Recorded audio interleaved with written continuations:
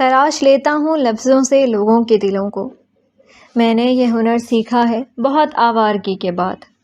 صبح کی سنہری روشنیاں پورے صحن میں پھیل چکی تھی، رات کی نمی کہیں کھو گئی تھی اور اس کی جگہ ہلکی ہلکی گرم دھوپ نے لے لی تھی۔ ایسے ہی ہلکی گرم ساعتوں میں رونق حویلی کے مرکزی حصے کے سامنے ایک عجیب سی ہلچل مچی ہوئی تھی۔ پورچ میں دو بڑی سیاہ گاڑیاں پوری تیاری کے ساتھ کھڑی تھیں۔ چند گارڈز اپنے اپنے ہتھیار اور کمیونیکیشن ڈیوائسز چیک کر رہے تھے، جبکہ کچھ ملازم احتیاط سے سب کے ضروری سامان گاڑیوں میں رکھ رہے تھے۔ ادھر لان کی طرف دوسرے ملازم بھی آ جا رہے تھے، کوئی کچھ رکھ رہا تھا، کوئی کچھ، تو کوئی آخری بار گاڑیوں کے شیشے صاف کر رہا تھا۔ شہر جانے کے لیے یہ طے پایا تھا کہ راستے میں سہولت کے لیے سب دو گاڑیوں میں جائیں گے۔ پہلی گاڑی میں اردلان، میشا اور انایا ساتھ جانے والے تھے، جبکہ دوسری گاڑی اسد کے ذمے تھی۔ اس گاڑی میں صوفیہ خانم اور انایا سوار ہونے والی تھیں۔ یہ خود صوفیہ خانم کا حکم تھا کہ ماہین اور اسد کو ایک ہی گاڑی میں نہ بٹھایا جائے، اور اردلان ان سے متفق تھا۔ بہرحال راستے میں اسے اپنا دماغ خراب کرنے کا کوئی شوق نہیں تھا۔ کچھ دیر بعد مرکزی دروازہ کھلا اور اردلان خانزادہ باہر نکلا تھا۔ ہمیشہ کی طرح اس کے قدم نپے تلے تھے اور چہرہ سنجیدہ۔ آج اس نے چارکول گرے رنگ کی فٹڈ شرٹ پہن رکھی تھی جس کی آستینیں کلائی تک بند تھیں۔ اس کے ساتھ سیاہ ٹراؤزر اور چمکتے ہوئے بلیک ڈریس شوز اس کی شخصیت کو مزید نمایاں کر رہے تھے۔ کلائی پر بندھی گھڑی اور آنکھوں پر لگا سیاہ دھوپ کا چشمہ اس کے چہرے کو ہمیشہ کی طرح اور بھی وجاہت عطا کر رہا تھا۔ اس کے برابر میں اسد مالک چل رہا تھا۔ Olive green shirt, black cargo trouser اور بالوں کو آج سمیٹ کر 2 انچ کی چھوٹی پونی بنا لی تھی۔ دونوں کسی اہم بات میں مصروف تھے۔ اسد کچھ کہہ رہا تھا اور اردلان جواب دے رہا تھا۔ گارڈز ان دونوں کو دیکھتے ہی مؤدبانہ انداز میں ایک طرف ہو گئے۔ وہ دونوں یوں ہی ایک دوسرے سے باتیں کرتے ہوئے گاڑیوں تک پہنچ چکے تھے۔ اسی اثنا میں میشا تیز تیز قدم اٹھاتی ہوئی باہر نکلی تھی۔ آسمانی نیلے رنگ کا خوبصورت لانگ فراک جس پر نفیس سفید کڑھائی بنی ہوئی تھی۔ سفید شفون کا دوپٹہ اس کے دونوں کندھوں پر سمٹا ہوا تھا۔ ہلکے سنہری مائل بھورے بال آدھے کلپ میں بندھے تھے، باقی لہروں کی صورت اس کی پشت پر بکھرے ہوئے تھے۔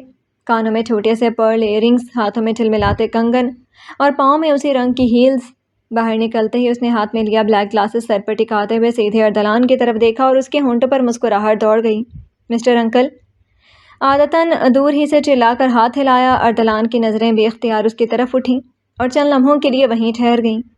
دھوپ میں وہ ایسے چمک رہی تھی جیسے صبح کی پہلی کرن کسی شفاف جھیل پر تیرتی پھولوں کی نازک کلی کو روشن کر دے۔ اس کے چہرے کی معصوم چمک، آنکھوں کی جگمگاہٹ اور ہونٹوں کے کٹاؤں پر کھلی مسکراہٹ۔ چند لمحوں کے لیے اردلان کی نظریں وہیں ٹھہر گئیں۔ نظر ہٹانا اب اتنا آسان نہیں تھا، لیکن اسے احساس نہ ہی تھا کہ ساتھ اسد مالک بھی کھڑا تھا۔ اس نے پہلے خاموشی سے اردلان کو دیکھا، پھر میشا کو، اور آخر کار ہونٹ دبا کر بولا، باس، میرا خیال ہے کہ آج آپ صرف میشا کو ہی اپنے ساتھ لے جائیں، آسانی رہے گی۔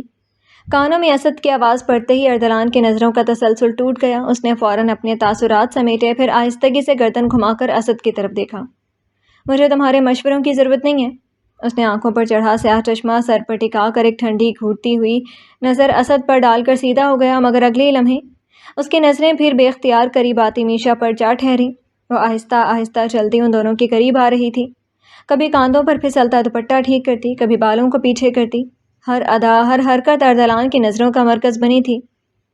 آپ دونوں کو دوسروں کی باتیں بھی سن لینی چاہیے۔ قریب آتے ہی اس نے ہلکے سے شکوہ کیا، باقی سب کہاں ہیں؟ اردلان نے اس کے شکوے کا جواب دینے کے بجائے نرم لہجے میں پوچھا۔ آ رہے ہیں، سادگی سے جواب دے کر نظر اردلان کے سر پر ٹکے سیاہ چشمے پر پڑی اور آنکھیں اور چمک گئیں۔ ذرا جھکیے۔ کیوں؟ اردلان نے ہمیں معمولی سے سکیڑی۔ پلیز ذرا سا، اس نے اتنی معصومیت سے کہا کہ اردلان نے ایک لمحہ اسے دیکھا، پھر خاموشی سے ہلکا سا سر جھکا دیا۔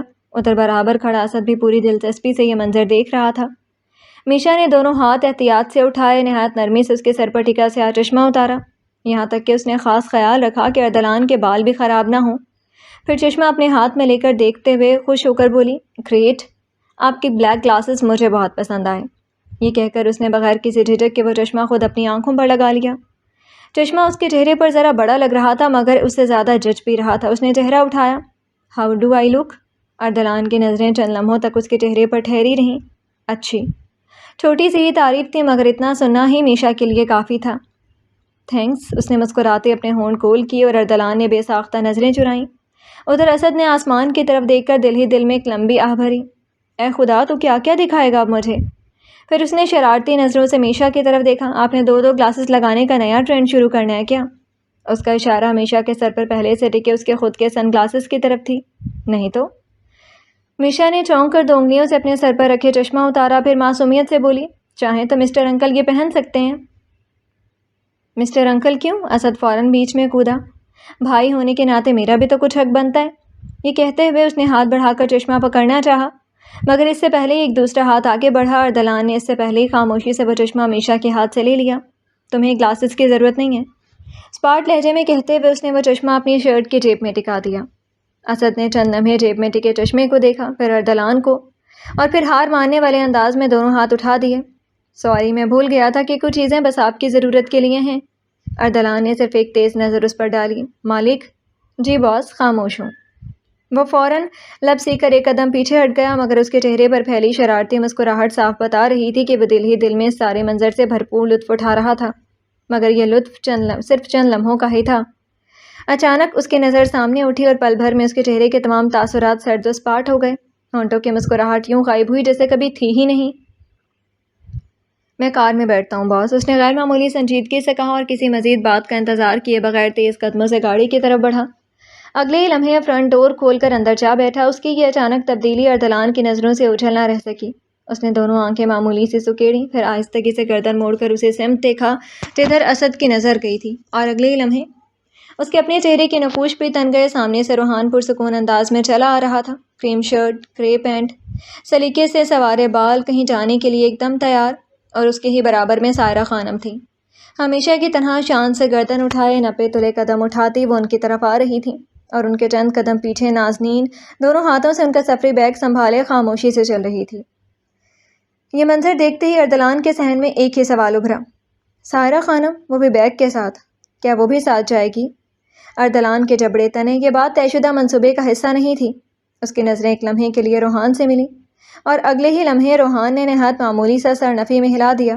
اتنا اشارہ ہی کافی تھا، اسے بھی اس اچانک فیصلے کی پہلے سے کوئی خبر نہیں تھی۔ اسی لمحے سائرہ خانم کی نظریں بھی سامنے کھڑے اردلان اور میشا پر جا ٹھہریں۔ میشا اس کے اتنے قریب کھڑی تھی کہ اس کا کندھا اردلان کے بازو سے چھو رہا تھا، آنکھوں پر سیاہ چشمہ، چمکتا چہرہ، لبوں پر کھلی ہوئی مسکراہٹ، دھوپ میں وہ واقعی کسی تازہ گلاب کی طرح دمک رہی تھی۔ ایک لمحے کو سائرہ خانم کے دل میں عجیب سی کسک اٹھی، یا کسی نے جلن بھر دی۔ ایسی ہی روشنی، ایسی ہی مسکراہٹ تو وہ دور شہوار کے چہرے پر دیکھنا چاہتی تھی، مگر قسمت نے یہ سب ان کے دشمن کی بیٹی کے حصے میں کیسے لکھ دیا ہے؟ یہ لڑکی، انہوں نے دل ہی دل میں سوچا، آہستہ آہستہ وہاں جگہ بنا رہی ہے جہاں اسے ہرگز نہیں پہنچنا چاہیے۔ نانی صاحب، کیا ہوا، آپ رک کیوں گئیں؟ روحان کی آواز سن کر انہیں احساس ہوا کہ وہ بے اختیار چلتے چلتے رک گئی تھیں۔ انہوں نے فوراً اپنے تاثرات سمیٹے، چہرے پر حسب معمول سپاٹ پن طاری کیا اور آہستہ سے بولی، کچھ نہیں۔ ایک آخری نظر انہوں نے میشا پر ڈالی، پھر خاموشی سے دوبارہ قدم آگے بڑھا دیے۔ ٹھیک اسی لمحے حویلی کے مرکزی دروازے سے صوفیہ خانم بھی باہر آئیں، ان کے ساتھ عنایا اور ماہین تھیں۔ جیسے ہی ان تینوں کی نظریں سائرہ خانم پر پڑیں، تینوں کے چہروں پر ایک ساتھ حیرت ابھر آئی تھی۔ یہ ادھر کیا کرنے آ گئی ہے؟ صوفیہ خانم کے لبوں سے تیش سے سرگوشی نما نکلا۔ نہیں معلوم دادی صاحب، عنایا نے دبی آواز میں جواب دیا، پھر ایک دم سے نظریں بے اختیار روحان پر گئیں۔ اس کی آنکھوں میں عجیب سی نمی اور سرخی اتر آئی۔ دل نے جیسے پھر سے اپنی بے بسی یاد دلائی، مگر اگلے ہی پل اس نے لب بھینچے، خود کو سنبھالا اور نظریں پھیر کر دوسری سمت پھیر لیں۔ البتہ ماہین کو نہ روحان کی موجودگی سے کوئی دلچسپی تھی، نہ سائرہ خانم کے آنے سے۔ وہ تو تیز تیز قدم اٹھاتی سیدھا میشا کے پاس آ کر کھڑی ہو گئی، پھر اردلان کی طرف ایک سرسری سے نظر ڈال کر جان بوجھ کر میشا کا بازو اپنی باہوں میں لے لیا۔ تم میرے ساتھ بیٹھو گی، سمجھ گئی؟ خبردار جب نے مسٹر انکل کی گود میں چڑھنے کی کوشش کی۔ ماہین نے اس کے کان کے قریب جھک کر سرگوشی کی۔ اوکے اوکے، ڈونٹ وری، میشا نے بھی اتنی ہی آہستگی سے جواب دیا، لیکن پہلے یہ تو سمجھنے دو کہ یہ اولڈ لیڈی یہاں کرنے کیا آئی ہے۔ ماہین نے بے ساختہ اس کی طرف دیکھا، پھر منہ بناتے ہوئے سامنے دیکھنے لگی۔ اتنے دیر میں سائرہ خانم اور روحان قریب آ چکے تھے، جبکہ دوسری طرف سے صوفیہ خانم اور عنایا بھی ان لوگوں کے پاس آ چکی تھیں۔ روحان نے ایک نگاہ غلط بھی عنایا پر ڈالنے کی کوشش نہیں کی، وہ اس طرح کھڑا تھا جیسے وہ وہاں موجود ہی نہ ہو۔ خیریت سائرہ؟ صوفیہ خانم نے اپنے لہجے کی ناگواری بڑی مشکل سے چھپاتے ہوئے پوچھا، تم یہاں کیسے؟ ادھر کوئی کام ہے کیا؟ انہوں نے مشکل سے آواز کو سادہ رکھا ہوا تھا۔ سائرہ خانم نے گردن بلند کی، پھر ایک سرسری نظر عنایا پر ڈال کر ہلکا سا مسکرائیں۔ شادی کی شاپنگ ہونے جا رہی ہے، انہوں نے پرسکون لہجے میں کہا، تو روحان کی دلہن کے لیے مجھ سے بڑھ کر اور کون خریداری کرے گا؟ وہ ذرا سی ٹھہریں، پھر اردلان کو دیکھتے ہوئے مسکرا کر بولی، میں بھی تو تم لوگوں کے ساتھ جا رہی ہوں۔ ان کے الفاظ نے ایک لمحے کے لیے سب کے چہروں کے رنگ بدل دیے۔ صوفیہ خانم کی پیشانی پر فکر و ناگواری کی ہلکی سی لکیر کھنچ گئی۔ عنایا کے ہونٹ بے اختیار بھنج گئے۔ ادھر ادھر دیکھتے روحان نے خاموشی سے گہرا سانس لیا۔ میشا حیرت سے پلکیں جھپکنا ہی بھول گئی، جبکہ ماہین نے بس منہ بنانے پر اکتفا کیا۔ مگر ان سب کے درمیان دو چہرے ایسے بھی تھے جن پر کوئی خاص تاثر نہیں ابھرا تھا۔ ایک اردلان جس نے ہمیشہ کی طرح اپنے جذبات کو چہرے پر نہیں آنے دیا تھا، اور دوسری نازنین تھی، البتہ اس کی خاموشی کی وجہ سب سے مختلف تھی۔ وہ تو آغاز ہی سے چوری چوری اپنی نظریں دونوں گاڑیوں پر دوڑا رہی تھی۔ دل کی ساری بے چینی صرف ایک جھلک کی طلبگار تھی۔ اسد آخر کس گاڑی میں بیٹھا تھا؟ اس کے لیے اس لمحے دنیا کا سب سے اہم سوال یہی تھا۔ پھر اچانک اس کی نظریں پہلی گاڑی کی فرنٹ سیٹ پر جا ٹھہریں۔ وہ وہیں تھا، سیٹ سے بے فکری سے ٹیک لگائے، ایک ہاتھ میں موبائل تھامے، پوری توجہ اس کی اسکرین پر مرکوز کیے، جیسے ارد گرد کی دنیا سے اسے کوئی سروکار ہی نہ ہو۔ سائڈ سے اس کے چہرے کا صرف آدھا رخ دکھائی دے رہا تھا، مگر نازنین کے بے قرار دل کے لیے اتنی سی جھلک بھی کسی نعمت سے کم نہ تھی۔ بے اختیار اس کے ہونٹوں پر ایک مدھم سی مسکراہٹ ابھری، جو اگلے ہی لمحے اس نے خود ہی دبا لی۔ دل جیسے چند لمحوں کے لیے مطمئن سا ہو گیا، بس اسے دیکھ لینا ہی کافی تھا۔ ادھر نازنین تو اسے ایک جھلک میں ہی اپنی ساری دنیا پا چکی تھی، مگر اس سے بے خبر حویلی کے باقی سب افراد کی توجہ سائرہ خانم کی اچانک آمد پر مرکوز ہو چکی تھی۔ تم کب سے شہر جانے لگی؟ سب سے پہلے صوفیہ خانم نے اپنی ناگواری دباتے ہوئے سوال کیا۔ میرے ساتھ چلنے پر تمہیں کوئی اعتراض ہے اردلان؟ سائرہ خانم نے انہیں جواب دینے کی بجائے سیدھا اردلان کی طرف دیکھا۔ نہیں، اس کا لہجہ ہمیشہ کی طرح پرسکون تھا۔ آپ ساتھ چلیں تو ہمارے لیے اور بھی بہتر رہے گا۔ اس کے جواب پر میشا نے ترنت اس کا بازو تھاما اور انگلیوں کا دباؤ دیا، جیسے کہنا چاہ رہی ہو یہ کیا کہہ رہے ہیں، منع کریں نا۔ مگر اردلان بے نیاز سا سیدھا کھڑا رہا، جیسے اس کا احتجاج محسوس ہی نہ کیا ہو۔ لیکن یہ حرکت سائرہ خانم کی آنکھوں میں چبھن ضرور پیدا کر گیا تھا۔ تو ہم بھی چل رہے ہیں، میں روحان کے ساتھ جائیں گے، اور انہوں نے نظریں ماہین پر جما دیں۔ ماہین تم ہمارے ساتھ چلو۔ انداز دو ٹوک تھا، جس میں انکار کی کوئی گنجائش نہیں تھی۔ ماہین کا چہرہ فوری اتر گیا۔ نانیسا مجھے میشو کے ساتھ جانا ہے، میں تو عنایا اردلان کے ساتھ جائے گی اور تم ہمارے ساتھ۔ اس کی بات سے پہلے انہوں نے بات ختم کر دی تھی کہ انداز اور روب جتلانا۔ صوفیہ خانم نے ناگواری سے ہونٹ بھینچے۔ اس معاملے میں وہ بحث کو کوئی فائدہ نہیں سمجھتی تھیں، چنانچہ خاموشی سے عنایا کا ہاتھ تھاما اور اسے ساتھ لیے اس گاڑی کی طرف بڑھ گئیں جس میں اسد پہلے ہی جا بیٹھا تھا۔ ادھر ماہین میشا کا بازو سختی سے جکڑے اب بھی انکار کر رہی تھی۔ نانیسا مجھے میشا کے ساتھ جانا ہے، مشی کے ساتھ جانا ہے، میں آپ کے ساتھ نہیں جاؤں گی۔ روحان نے اس کی تقریباً روتی ہوئی صورت دیکھی تو بے اختیار اس کے چہرے پر ہلکی سی ترہم بری کیفیت ابھری، مگر وہ خاموش رہا۔ اردلان بھی حسب معمول خاموش کھڑا تھا۔ ماہین، اس بار سائرہ خانم کی آواز پہلے سے کہیں زیادہ سخت ہوئی تھی، میں نے جو کہا ہے وہی ہوگا۔ تم ہمارے ساتھ ہی چل رہی ہو تو چل رہی ہو۔ ماہین کے چہرے کے تاثرات دیکھنے لائق ہو گئے تھے۔ اس نے آنکھوں میں نمی بھر کر بے بسی سے پہلے میشا کو دیکھا تو وہ فوری پگھل گئی۔ اوکے، میں بھی چلتی ہوں۔ اس نے فوراً ماہین کے ہاتھ پر اپنا ہاتھ رکھا، پھر سائرہ خانم کی طرف دیکھ کر بولی، میں بھی آپ لوگوں کے ساتھ چلتی ہوں۔ وہ ماہین کے ساتھ آگے بڑھنے ہی لگی تھی کہ نئی دلہن؟ سائرہ خانم کی آواز نے اس کے قدم وہیں روک دیے۔ لہجہ نرم ضرور تھا، پر سختی اس میں صاف جھلک رہی تھی۔ اس حویلی میں تمہارا رشتہ صرف اردلان سے ہے اور وہیں تک رہنا چاہیے۔ اپنا حق اردلان تک رکھو، یہ ہم سب کے لیے بہتر ہوگا۔ ماہین میری نواسی ہے اور مجھے اچھی طرح معلوم ہے کہ اسے کس کے ساتھ جانا چاہیے اور کس کے ساتھ نہیں۔ ان کے الفاظ کی کاٹ سے میشا کے چہرے کے رنگ یکسر بدل گئے۔ دوسری جانب اردلان نے خاموشی سے اپنے جبڑے بھینچ لیے، پر میشا کب خاموش رہنے والی تھی؟ وہ آپ کی نواسی ہے تو میری بیسٹی بھی ہے، آپ نے کیسے یہ کہا؟ وہ ایک قدم آگے بڑھ کر سائرہ خانم سے بحث کرنے ہی والی تھی کہ اردلان نے فوراً اس کا بازو تھام لیا۔ اسٹاپ اٹ میشا، اس نے دھیمے مگر تنبیہ آمیز لہجے میں کہا، پھر اس کی نظریں سیدھی ماہین پر اٹھیں۔ ماہین، دادی سا کے ساتھ جاؤ۔ حکم ملتے ہی ماہین نے بے بسی سے پہلے میشا کو دیکھا، پھر آہستہ سے اپنا ہاتھ اس کی گرفت سے چھڑا لیا۔ جھکے سر کے ساتھ خاموشی سے سائرہ خانم کے قریب جا کھڑی ہوئی۔ سائرہ خانم نے فاتحانہ نظر میشا پر ڈالی، پھر مڑی اور روحان کے ساتھ اپنی گاڑی کی طرف بڑھ گئیں۔ روحان نے جاتے جاتے ایک سرسری سے نظر اردلان پر ڈالی، ہلکے سے کندھے اچکائے جیسے کہنا چاہتا ہو کہ یہ سب اب تم ہی سنبھالو۔ پھر وہ بھی خاموشی سے گاڑی کی جانب بڑھ گیا، اور سب سے پیچھے نازنین تھی۔ اس کے لیے اس وقت یہ ساری بحث باتیں صرف ایک دلچسپ تماشا تھا۔ اسد کو دیکھ لیا، تماشے سے لطف اٹھا لیا اور کام ختم۔ ادھر میشا اتنی آسانی سے ٹھنڈی ہونے والی نہیں تھی۔ مسٹر انکل، مجھے ابھی کے ابھی چھوڑیں، میں اس اولڈ لیڈی کا دماغ ٹھیک کر کے آتی ہوں۔ اپنا بازو چھڑوانے کی کوشش کرتے ہوئے وہ شیرنی کی طرح دور کھڑی روحان کی گاڑی کو گھور رہی تھی۔ بس، اردلان نے اس کا بازو بدستور تھامے اسے اپنے سامنے کر لیا۔ یہ ڈرامہ بند کرو، کسی قسم کا ہنگامہ کرنے کی ضرورت نہیں ہے، میرے ساتھ چلو۔ ساتھ چلوں گی، مگر اپنا حساب برابر کیے بغیر نہیں۔ اس نے پھر جھٹکے سے اپنا بازو چھڑوانے کی کوشش کی. چھوڑے مجھے, ابھی جا کر ان کی اچھی طرح کلاس لیتی ہوں. میری ہنی کو زبردستی اپنے ساتھ لے گئیں, اوپر سے مجھے بھی باتیں بھی سنا گئیں. اب میری باری ہے. اردلان نے چند لمحے خاموشی سے اسے دیکھا. اف. دل ہی دل میں اس نے گہرا سانس لیا. یہ لڑکی تو اس کا سارا پلان خراب کر ڈالے گی. ان کا معاملہ مجھ پر چھوڑ دو, تم ابھی میرے ساتھ چلو, اس نے مضبوط مگر پرسکون لہجے میں کہا. اتنا کہہ کر اس نے دوسرا ہاتھ اٹھا کر میشا کی ناک پر اٹکے اپنے سن گلاسز اتارے اور حسب عادت انہیں اپنی شرٹ کی جیب میں ٹکا دیا. اس نے تھم کر سر اٹھایا. لیکن جو انہوں نے میرا دماغ خراب کیا, مجھے غیر کہاں اس کا کیا؟ میشا نے منہ بنا کر شکایت کی. وہ مجھے جتا رہی تھی کہ میں ہنی کی کچھ بھی نہیں ہوں. اس کی بات پر اردلان کی آنکھوں میں ایک لمحے کو تپش سی اتری, مگر آواز پرسکون ہی رکھی. ان سے نمٹنے کے لیے میں کافی ہوں, اوکے؟ وہ کچھ بھی کہیں, ہم سب تمہارے ہیں, اس کی آنکھوں میں دیکھتے ہوئے کہا. اس لیے فی الحال کوئی ہنگامہ نہیں. خاموشی سے میرے ساتھ آؤ اور کار میں بیٹھو. صرف کہا ہی نہیں بلکہ اسی طرح اس کا بازو تھامے اسے گاڑی تک لے آیا. پچھلا دروازہ کھولا اور احتیاط سے اسے اندر بٹھا دیا. پھر واپس سیدھا ہونے ہی لگا تھا کہ اس کی نظر میشا کے دوپٹے پر پڑی, جس کا ایک سرا دروازے سے باہر زمین پر جھول رہا تھا. بغیر سوچے وہ دوبارہ ذرا سا جھکا, دوپٹے کا سرا اٹھایا, اسے جھاڑ کر نہایت احتیاط سے میشا کی گود میں رکھ دیا. اور پھر وہ چونکا. اسی لمحے اسے احساس ہوا کہ حد درجہ خاموشی پھیلی ہوئی ہے, ضرورت سے کہیں زیادہ گہری. تیزی سے سر اٹھا کر کار میں بیٹھے اور لوگوں کی طرف بھی دیکھا. مسکراہٹ دباتی عنایا, کھل کر مسکراتی صوفیہ خانم, اور جبکہ ڈرائیونگ سیٹ پر بیٹھا اسد مالک ایک ہاتھ اسٹیئرنگ پر رکھے پوری سنجیدگی اوڑے سامنے دیکھ رہا تھا. مگر یہ سنجیدگی کتنی سچی ہے, اس سے زیادہ کون سمجھ سکتا ہے؟ لعنت, اس لڑکی نے تجھے کیا سے کیا بننے پر مجبور کر دیا اردلان خان زادہ. وہ تیزی سے سیدھا ہوا اور دروازہ بند کیا اور لمبے ڈگ بھرتے ہوئے اگلی نشست تک آیا. فرنٹ ڈور کھول کر اسد کے برابر بیٹھ گیا. کار میں ابھی وہی معنی خیز خاموشی پھیلی ہوئی تھی.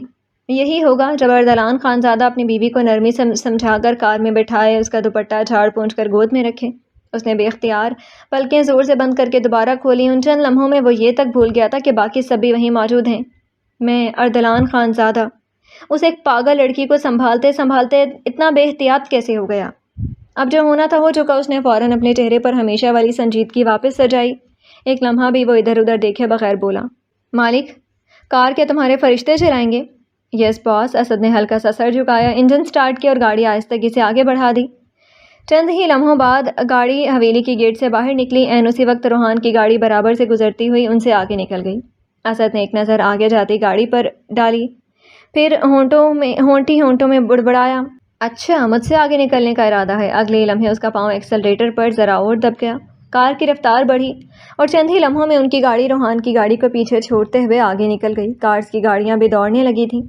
ادھر پیچھے بیٹھی میشا جب تک کھڑکی سے باہر گزرتے مناظر کو گھور رہی تھی, اچانک پھر اسی غصے سے بول اٹھی. اگر مسٹر انکل نے مجھے نہ روکا ہوتا نا تو آج میں سائرہ خانم کو ان کی نانی یاد دلا دیتی. بس کرو اب. اردلان نے مناسب سمجھا کہ اسے وہیں روک دے. کیوں بس کریں دلہن, بولنے دو اسے, صوفیہ خانم نے فوراً خفگی سے کہا. پتہ نہیں کہاں سے آٹپ کے اب ہمارے ساتھ شہر جا رہی ہے, اللہ جانے وہاں کیا گل کھلائے گی. ان کے لہجے میں ناگواری سے زیادہ تشویش تھی. مجھے تو ماہی کی فکر ہو رہی ہے, عنایا دھیمے لہجے میں بولی.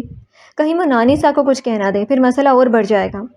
عنایا کی بات سنتے ہی میشا اور صوفیہ خانم دونوں کے چہروں پر ایک لمحے کو تشویش ابھر آئی. نہیں. اردلان کا جواب غیر معمولی حد تک پر اعتماد تھا. ماہین ایسا کچھ نہیں کرے گی. وہ چند لمحے خاموش رہا, پھر اسی اطمینان سے بولا. اور روحان اس کے ساتھ ہے, وہ حالات سنبھال لے گا. روحان تو اپنا سمجھدار بچہ ہے. سائرہ کے گھر میں اسے چھوڑ کر باقی سب مجھے زہر لگتے ہیں.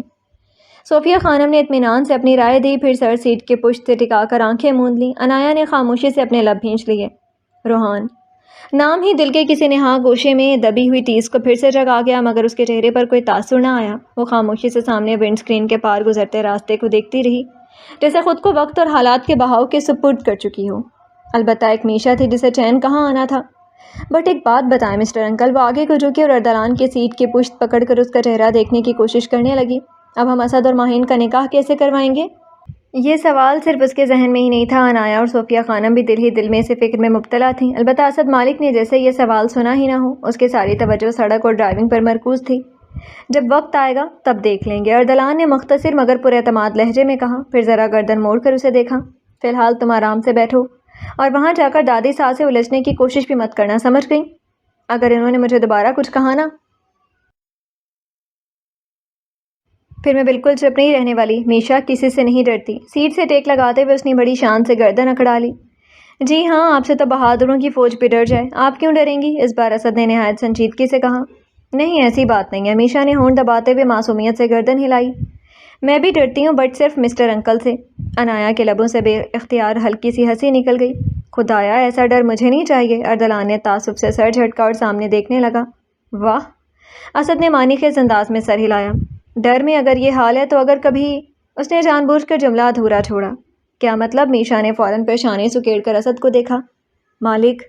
اردلان کی پرسکون مگر تنبیہ آمیز آواز ابھری۔ کیا کہتے ہو؟ یہیں اتار دوں تمہیں؟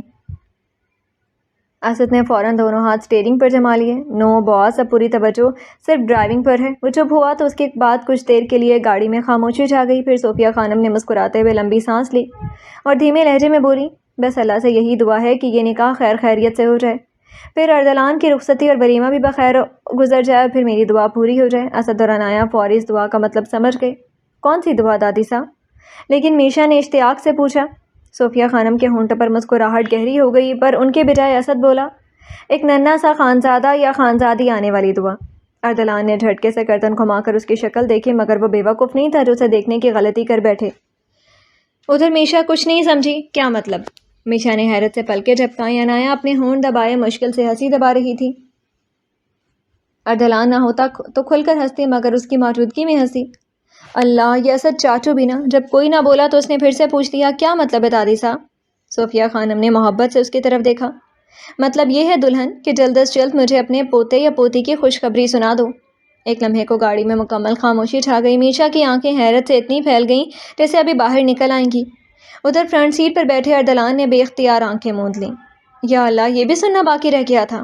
ایک لمحے کو گاڑی میں مکمل خاموشی چھا گئی۔ میشا کی آنکھیں حیرت سے اتنی پھیل گئیں جیسے ابھی باہر نکل آئیں گی۔ ادھر فرنٹ سیٹ پر بیٹھے اردلان نے بے اختیار آنکھیں موند لیں۔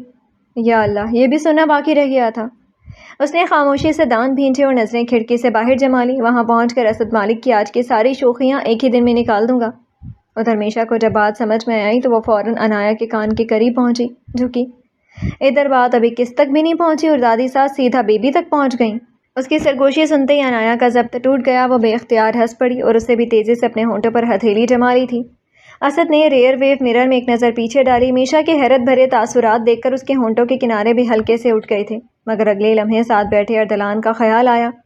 مسکراہٹ فوری غائب ہو گئی۔ یہ سفر زندگی کا آخری سفر نہیں بنانا تھا، اس لیے خاموشی سے سارا دھیان ڈرائیونگ پر لگا دیا۔ گاڑی اپنی رفتار سے سڑک پر دوڑتی ہی جا رہی تھی، مگر اندر اب سب خاموش ہو چکے تھے۔ انہیں یہ ضد کہ چمن پہ مسلط رہے گی خزاں، ہمیں یہ جنوں کے بہار لا کر چھوڑیں گے۔ روحان کی گاڑی جب اردلان کے وسیع عریض بنگلے کے بلند آہنی گیٹ سے اندر داخل ہوئی تو ظہر کی ساعتیں ڈھلنے لگی تھیں۔ ہلکی ہلکی دھوپ بادلوں کے درمیان سے چھن کر سنگ مرمر کے کشادہ ڈرائیو وے پر بکھر رہی تھی۔ گیٹ پر تعینات سیکیورٹی گارڈز نے گاڑی کو پہچانتے ہی فوراً سلامی دی تھی اور چند ہی لمحوں بعد گاڑی بنگلے کے مرکزی پورچ کے سامنے آ کر آہستہ سے رک گئی۔ اردلان کی سیاہ کار اپنی جگہ پر کھڑی تھی، یعنی وہ لوگ ان سے بہت پہلے ہی پہنچ چکے تھے۔ یہ بلیک پینتھر بھی مجھے اپنا رقیب بنا کر چھوڑے گا؟ روحان نے گاڑی کو دیکھتے ہوئے سر جھٹکا اور انجن بند کر دیا۔ گاڑی رکی تو ماہین سب سے پہلے ڈور کھول کر اتری تھی۔ پھر نہ سارا خانم کو دیکھا، نہ روحان سے اندر آنے کو بولا، بس تیزی سے وہ بنگلے کے اندر بھاگ چکی تھی۔ کار سے اترتے ہوئے سارا خانم نے بڑی ناگواری سے دوڑ کر اندر جاتی ماہین کو دیکھا تھا۔ اس لڑکی کا دماغ کچھ زیادہ ہی خراب کیا ہوا صوفیہ نے۔ ان کی پیشانی پر بل تھے اور آنکھوں میں غصہ تھا۔ چھوڑی نانی صاحب، بچی ہے وہ۔ کار سے اترتے روحان نے ماہین کے دفاع کرنا چاہا۔ انہوں نے سر اٹھا کر اسے دیکھا۔ انہی بچیوں کو اگلے گھر جانا ہوتا ہے اور پھر یہی حرکتیں ہماری تربیت پر انگلی اٹھواتی ہیں۔ کوئی نہیں، بہت اچھی ہے ماہی، بس ذرا سی شرارتی زیادہ ہے۔ روحان نے ان کا ہاتھ آہستہ سے تھاما۔ آپ اسے لے کر پریشان نہ ہوں۔ سائرہ خانم نے ایک لمحے کے لیے اس کے چہرے کو دیکھا، پھر آہستہ سے اپنا ہاتھ اس کی گرفت سے نکال لیا۔ میری ایک بات پورے دھیان سے سن لو روحان۔ ان کی آواز میں ہلکی سی سختی تھی۔ اردلان سے دوستی، صوفیہ کے خاندان سے انسیت اور عنایا سے محبت اچھی بات ہے، لیکن انہوں نے سرد لہجے میں کہا، اپنے خاندان، اپنی وراثت کی حفاظت کے لیے اگر کسی رشتے کو نظر انداز کرنا پڑے تو کبھی ہچکچانا نہیں۔ روحان کی پیشانی ہلکے سے سکڑی، مگر کچھ بولا نہیں۔ مگر وہ ناگواری ان کی نظر سے پنہا نہیں رہی تھی۔ ان کی آواز اور سرد ہو گئی تھی۔ روحان، وقت کبھی کبھی بہت بڑی قربانی مانگتا ہے اور ہو سکتا ہے ایک دن تمہیں محبت اور وفاداری میں سے کسی ایک کا انتخاب کرنا پڑے۔ وہ دھیمے مگر اٹل لہجے میں بولی۔ وقت بعض اوقات انسان سے ایسی قیمت وصول کرتا ہے جس سے بچنے کا کوئی راستہ نہیں ہوتا۔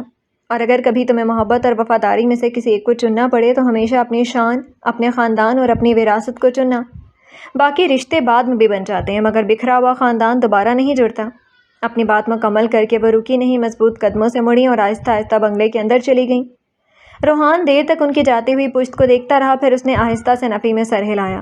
نہیں، اس کے لبوں سے دھیمی مگر پرعزم سرگوشی نکلی۔ نانی سا، میں کبھی بھی آپ جیسا بننا نہیں چاہوں گا، کیونکہ میرے لیے محبت اور وفاداری سے بڑھ کر کوئی وراثت نہیں، کوئی رتبہ نہیں۔ وہ ایک لمحے کو خاموش ہوا، پھر گہرا سانس لے کر بنگلے کے اندر داخل ہو گیا۔ اندر قدم رکھتے ہی اس کی نظریں لیونگ ہال پر پڑیں۔ تمام خواتین وہیں موجود تھیں۔ صوفیہ خانم، میشا، ماہین، عنایا اور سارہ خانم بھی ایک طرف بیٹھ چکی تھی، جبکہ ارسلان اور اسد کہیں دکھائی نہیں دے رہے تھے۔ مسٹر روحان کو دیکھتے ہی میشا نے ہمیشہ کی طرح دور سے ہاتھ ہلا کر پکارا۔ آپ لیٹ ہو گئے، اس کی شوخ آواز پورے ہال میں گونج گئی۔ سارہ خانم کی آنکھوں میں ناگواری در آئی تھی۔ روحان نے بس مسکرانے پر اکتفا کیا اور قدم ان لوگوں کی طرف بڑھا دیے۔ ٹھیک اسی پل عنایا فوراً صوفے سے اٹھ کھڑی ہوئی۔ دادی صاحب، میں ماہی کے کمرے میں جا رہی ہوں، یہ کہہ کر اس نے نہ دوبارہ کسی کی طرف دیکھا، نہ کسی جواب کا انتظار کیا، بس تیز قدموں سے سیدھی ماہین کے کمرے کی طرف بڑھ گئی۔ روحان کی نظریں چند لمحوں تک اس کے جاتے ہوئے وجود کا تعاقب کرتی رہیں، پھر اس نے خاموشی سے اپنی نگاہیں واپس پھیر لیں، چہرے پر معمولی کی سنجیدگی سجائی اور آہستہ آہستہ سب کی طرف چلا آیا۔ نانی سا، اسد اپنے کمرے میں چلا گیا ہے۔ صوفیہ خانم نے اطمینان سے سر ہلایا۔ تم بھی جاؤ، کچھ دیر آرام کر لو، اس نے نرمی سے کہہ کر انہوں نے رخ سائرہ خانم کی طرف کیا۔ سائرہ، تم بھی میرے کمرے میں آ جاؤ، سفر کی تھکن اتار لو، تھوڑی دیر آرام کر لینا۔ ٹھیک ہے، سائرہ خانم نے مختصر سا جواب دیا۔ آئیے میں لے چلتا ہوں۔ روحان نے مؤدبانہ انداز میں ان کی طرف ہاتھ بڑھایا، مگر عین اسی لمحے نہ جانے کیا سوچ کر صوفیہ خانم کی نظر صوفے پر خاموش بیٹھی میشا پر جا ٹھہری۔ حسب دستور ماہین اور وہ دونوں ایک دوسرے سے سر جوڑے بیٹھی تھیں۔ یہاں تمہیں میں یہ حرکتیں نہیں کرنے دوں گی، دلہن، انہوں نے ذرا بلند آواز میں پکارا۔ یہاں کیا کر رہی ہو؟ آدھی اپنے کمرے میں گیا ہے، تم بھی جاؤ، سفر سے آئی ہو، اب جا کر آرام کرو۔ اپنی جگہ سے اٹھتی سارہ خانم نے ایک تیکھی نظر ضرور ان پر ڈالی تھی، مگر صوفیہ خانم کی بے نیازی کمال کی تھی۔ جاؤ، آدھی کتنی بار آواز دے چکا ہے۔ وہ کچھ زیادہ ہی بول گئی۔ ماہین تو چونکی ہی، میشا نے بھی چونک کر آنکھیں پھیلا کر انہیں دیکھا۔ آواز دی، مگر کب؟ اس کا چہرہ ایسا بنا تھا کہ روحان نے مشکل سے اپنی مسکراہٹ دبائی۔ تمہیں کب سنائی دینا ہے؟ صوفیہ خانم کے چہرے پر غضب کی بے نیازی تھی۔ کئی بار آوازیں دے چکا ہے، اب جاؤ۔ میں جاؤں؟ اس نے اپنے سینے پر انگلی رکھی۔ جی ہاں، تم، انہوں نے اس بار ذرا سختی سے دہرایا۔ اب یہ روز روز تمہیں سمجھانا تو نہیں پڑے گا نا کہ تم اس گھر کی دلہن ہو؟ آدی کا کمرہ ہی اب تمہارا کمرہ ہے۔ میشا نے بے بسی سے سیڑھیوں کی طرف نظر دوڑائی۔ لیکن میں تو ہنی کے ساتھ یہاں رہنا چاہتی ہوں۔ ہنی اپنے کمرے میں رہے گی اور تم اپنے شوہر کے کمرے میں۔ پھر انہوں نے معنی خیز انداز میں ایک لمحے کو سارہ خانم کی طرف دیکھا اور گویا ہر لفظ ان کو سنانے کو بولی۔ اور صرف جا کر سونا ہی نہیں، اگر آدی کو کسی چیز کی ضرورت ہو تو اس کا خیال بھی رکھنا۔ آخر بیوی ہو تم اس کی، ہر بات مجھے نہ سکھانی پڑے۔ کمرے میں ایک لمحے کو خاموشی چھا گئی۔ یہ الفاظ بظاہر میشا سے کہے گئے تھے، مگر ان کا اصل مخاطب سائرہ خانم تھی۔ ان کے جبڑے سختی سے بھنج گئے، آنکھوں میں ایک لمحے کو ناگواری کی سرد چمک ابھری، مگر اگلے پل انہوں نے اپنے چہرے کو سپاٹ کر لیا۔ دوسری طرف صوفیہ خانم کے ہونٹوں پر ہلکی مگر فاتحانہ مسکراہٹ ابھر آئی تھی۔ بڑی آئی میرے پوتا پوتی پر اپنا حق جتانے والی۔ روحان خاموش کھڑا اس جنگ کے تمام ہونے کے انتظار میں تھا، اور ماہین کبھی اپنی دادی کو دیکھتی، کبھی نانی سا کو، مگر بیچاری میشا کو ان اشاروں کنائیوں کی کچھ سمجھ نہ آئی۔ اس نے معصومیت سے اپنی انگلی اپنے سینے پر رکھتے ہوئے پوچھا یعنی ابھی جاؤں دادی صاحب؟ اس سوال پر روحان نے اپنی ناک چھوئی، جبکہ ماہین نے بے اختیار ماتھا پیٹ لیا۔ لگتا ہے دلہن کا دل ارسلان کے کمرے میں لگتا ہی نہیں۔ وہ ذرا سا رکی۔ آخر ارسلان کے سرد اور خشک مزاج سے نباہ کرنا میشا جیسے لڑکی کی بس کی بات نہیں ہے۔ سارہ خانم کے پرسکون مگر طنزیہ جملے نے ایک لمحے کو پورے ہال کی فضا بدل دی۔ میشا تو سلگ کی اٹھی، صوفیہ خانم کو بھی آگ لگ گئی تھی، مگر مسکراہٹ ہونٹوں سے جدا نہیں ہوئی تھی۔ سائرہ، آدی کسی دوسرے کے لیے ایسا لگ رہا تھا، مگر میشا کے لیے نہیں۔ تمہیں شاید یاد نہیں کیسے بیوی کے لیے بے چین ہو کر تمہارے پوشن تک پہنچ گیا تھا، پھر وہاں سے اسے لے کر چلا گیا تھا، یاد ہے؟ انہوں نے بھرپور چوٹ کی تھی۔ سارہ خانم کے جبڑے تن گئے، پر آج صوفیہ خانم رکنے والی نہیں تھی۔ اور تم شاید محسوس مت کرو، مگر میں تو دیکھ دیکھ کر خوش ہو رہی ہوں کہ میرا آدی میشا کو بہت اہمیت دیتا ہے، اس کے لیے نرم پڑ جاتا ہے۔ اب انشاءاللہ آج کل کے لڑکوں کی طرح رومانٹک بھی ہو جائے گا۔ ماہین اور میشا کا منہ کھل گیا تھا۔ دادی صاحب کب اتنا بولڈ ہو گئیں؟ روحان نے کھنکھار کر اپنی ہنسی چھپانے کی کوشش کی۔ اس نے اپنی زندگی میں پہلی بار صوفیہ خانم کو اس انداز میں سارہ خانم سے بات کرتے دیکھا تھا۔ جی جی جاتی ہوں۔ اس نے فوراً فرما بردار بچیوں کی طرح سر ہلایا، پھر شرارت سے اپنا دوپٹہ ہونٹوں کے بیچ دبا لیا۔ شرم تو بہت آ رہی ہے دادی صاحب۔ ہائے اللہ! وہ بناوٹی شرماتے ہوئے ذرا سا جھک گئی، پھر معصوم سا چہرہ بنا کر بولی، but I am going to سیاں جی روم۔ یہ کہتے ہوئے اس نے پلکیں جھکا لیں، دوپٹہ سر پر سنبھالا اور نہایت آہستہ آہستہ شرمیلی دلہن بننے کی ناکام اداکاری کرتے ہوئی سیڑھیوں کی طرف بڑھ گئی۔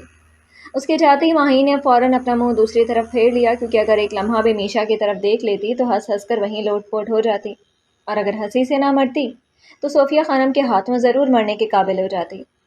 ادھر صوفیہ خانم نے اس کی یہ اوور ایکٹنگ دیکھ کر دانت پیس لیے۔ ایک لمحے کو تو دل چاہا وہیں سے آواز دے کر واپس بلا کر دو چار لگا دے، مگر سائرہ کی وجہ سے خود پر ضبط کر لیا۔ بس ایک سائرہ خانم خاموش بیٹھی میشا کی جاتی ہوئی پشت کو دیکھتی رہیں۔ ان کی آنکھوں میں اب بھی وہی ٹھنڈی چبھتی ہوئی چمک موجود تھی۔ اس شرط پہ جو لیجئے حاضر ہے دل ابھی، رنجش نہ ہو، فریب نہ ہو، امتحان نہ ہو۔ اردلان واش روم سے باہر نکلا تو میشا حسب دستور بستر پر آرام سے پھیلی ہوئی تھی، نرم تکیہ عادتاً اپنے بازوؤں میں دبائے، آنکھیں موندے وہ یوں لیٹی تھی جیسے دنیا و مافیا سے اسے کوئی غرض ہی نہ ہو۔ ہاتھ میں تولیہ لیے وہ چند لمحے خاموشی سے اسے دیکھتا رہا، پھر تولیہ ایک طرف رکھ کر آہستہ آہستہ بستر کی طرف بڑھ آیا۔ اٹھو پہلے بات لے لو پھر سونا۔ اس کی نفاست پسند طبیعت کو ہرگز گوارا نہیں تھا کہ کوئی سفر سے آ کر بغیر نہائے سیدھا بستر پر جا لیٹے۔ ادھر میشا نے بمشکل ایک آنکھ کھولی، اس کی طرف دیکھا۔ آپ نے لے لیا نا، کافی ہے، کہا اور آنکھیں دوبارہ بند کر لیں۔ اٹھو اور بات لو۔ عادت کے خلاف وہ نرمی سے ہی بولا تھا۔ وہ لمبی سی آہ بھر کر بولی، میں ویسے ہی شرمانے کی اتنی ایکٹنگ کر کے تھک گئی ہوں، اب مجھ سے نہانا تو دور آنکھیں بھی نہیں کھولی جا رہی، میری طرف سے آپ پھر سے بات لے لیں۔ مشورہ دے کر اس نے بے نیازی سے کروٹ بدلی، تکیہ اور مضبوطی سے سینے سے لگا لیا، جیسے اب کسی قیمت پر بستر چھوڑنے والی نہ ہو۔ اردلان کی تیوری فوراً چڑھ گئی، تو تمہیں کس نے کہا تھا اس چیز کی ایکٹنگ کرنے کو جس میں تم زیرو ہو؟ جی نہیں، اس نے آنکھیں کھولے بغیر ہی ہونٹ سکیڑے، میں نئی نئی دلہن ہوں، شرم تو آئے گی نا؟ ریلی؟ اس کا لہجہ خود بخود طنزیہ ہو گیا۔ پھر آج تمہاری شرم صرف مجھے ہی کیوں نہیں نظر آتی؟ میشا نے لمبی سانس لی، پھر کروٹ بدل کر سکڑ گئی۔ پلیز مسٹر انکل، سونے دیں مجھے، بہت ہی شرم آ رہی ہے آپ سے۔ آخری جملہ کہتے ہوئے اس نے جان بوجھ کر چہرے پر تکیہ دبا لیا، جیسے واقعی شرم کے مارے اس کا سامنا مشکل ہو گیا ہو۔ اردلان نے چند لمحے اسے خاموشی سے دیکھا، پھر دانت پیس کر بولا، یہ ایکٹنگ میرے سامنے مت کرنا۔ ایکٹنگ نہیں ہے۔ اس نے ذرا سی ایک آنکھ کھول کر اسے دیکھا۔ مجھے سچی شرم آ رہی ہے، جیسے ابھی مجھے آپ کو دیکھ کر۔ اس کی نظر سامنے کھڑے اردلان پر گئی، پورے آستینوں والی ٹی شرٹ، ٹراؤزر اور حسب معمول مکمل مہذب حلیہ۔ اس نے ایک لمبی آہ بھری اور دوبارہ سر تکیے پر گرا دیا۔ اف، کیسا باحیا ہیرو ہے یہ بھی، وہ ہلکی سی آواز میں خود ہی بڑبڑائی تھی۔ ایک بار بھی ٹاول لپیٹ کر واش روم سے باہر نہیں نکل سکتا۔ ابھی تک تو ہیرو کی باڈی بھی نہیں دیکھی میں نے۔ وہ سمجھ رہی تھی آواز صرف اس تک محدود ہے، مگر اردلان کے کانوں تک ایک ایک لفظ صاف پہنچ چکا تھا۔ دماغ ٹھیک ہے نا تمہارا؟ وہ بھڑکا اور میشا نے بے چارگی سے گردن ڈھلکائی۔ پلیز سونے دینا، سستی سے کہہ کر وہ دوبارہ اونتھی ہو گئی اور تکیہ اپنے نیچے کھینچ لیا۔ پہلے بات لو۔ اف، کتنا ضدی انسان ہے۔ اس نے دانت پیستے ہوئے دل ہی دل میں بڑبڑایا، پھر تکیے میں منہ چھپا کر مدھم آواز میں بولی، please don't disturb me, I want to sleep. مجھے یہ سب پسند نہیں ہے جب تک میں سو رہی ہوں۔ اس نے آنکھیں بند کیے سست آواز میں کہا، آپ ایسا کریں، ایک لسٹ تیار کر لیں کہ آپ کو کیا پسند ہے اور کیا نہیں، میں جاگنے کے بعد سکون سے پڑھ لوں گی اور پھر آرام سے آپ سے لڑ بھی لوں گی۔ اردلان نے آنکھیں چھوٹی کیں، اس کے صبر کا پیمانہ اب تقریباً لبریز ہو چکا تھا۔ آخری بار کہہ رہا ہوں میشا، اٹھ رہی ہو کہ نہیں؟ اس کی آواز پہلے سے کہیں زیادہ سنجیدہ اور دو ٹوک تھی۔ آئی نو کہ آپ کو خطرناک والی OCD والی بیماری ہے، بٹ میں نہیں اٹھنے والی۔ وہ بھی ضد میں آ چکی تھی۔ بس بہت ہو چکی نرمی۔ اردلان اس کے سرہانے آ کر رک گیا۔ اٹھ رہی ہو یا میں اٹھاؤں؟ میشا نے فوراً ایک آنکھ کھول کر اسے دیکھا۔ دھمکی دے رہے ہیں آپ؟ نہیں تو بتا رہا ہوں۔ اگلے ہی لمحے اس نے جھک کر اچانک اس کے دونوں پاؤں اپنی طرف کھینچ لیے۔ میشا سنبھل بھی نہ سکی کہ ایک ہی لمحے میں اس کا توازن بگڑ گیا اور اگلے ہی پل وہ سیدھی اردلان کے بازوؤں میں تھی۔ مسٹر انکل، اس کی حواس سے یکدم منتشر ہو گئے۔ دونوں ہاتھ بے اختیار اس کی شرٹ کو تھام گئے، جبکہ دل بری طرح دھڑکنے لگا۔ مجھے چھوڑیں۔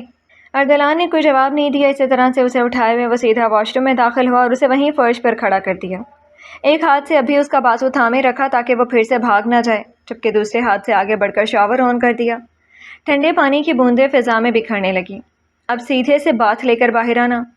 اتنا کہہ کر وہ فوراً مڑا تاکہ باہر نکل جائے، مگر میشا ابھی تک اس حرکت پر خفا کھڑی تھی۔ آپ بھی لیں اب بات۔ اس نے غصے سے اس کی شرٹ پوری طاقت سے اپنی طرف کھینچ لی۔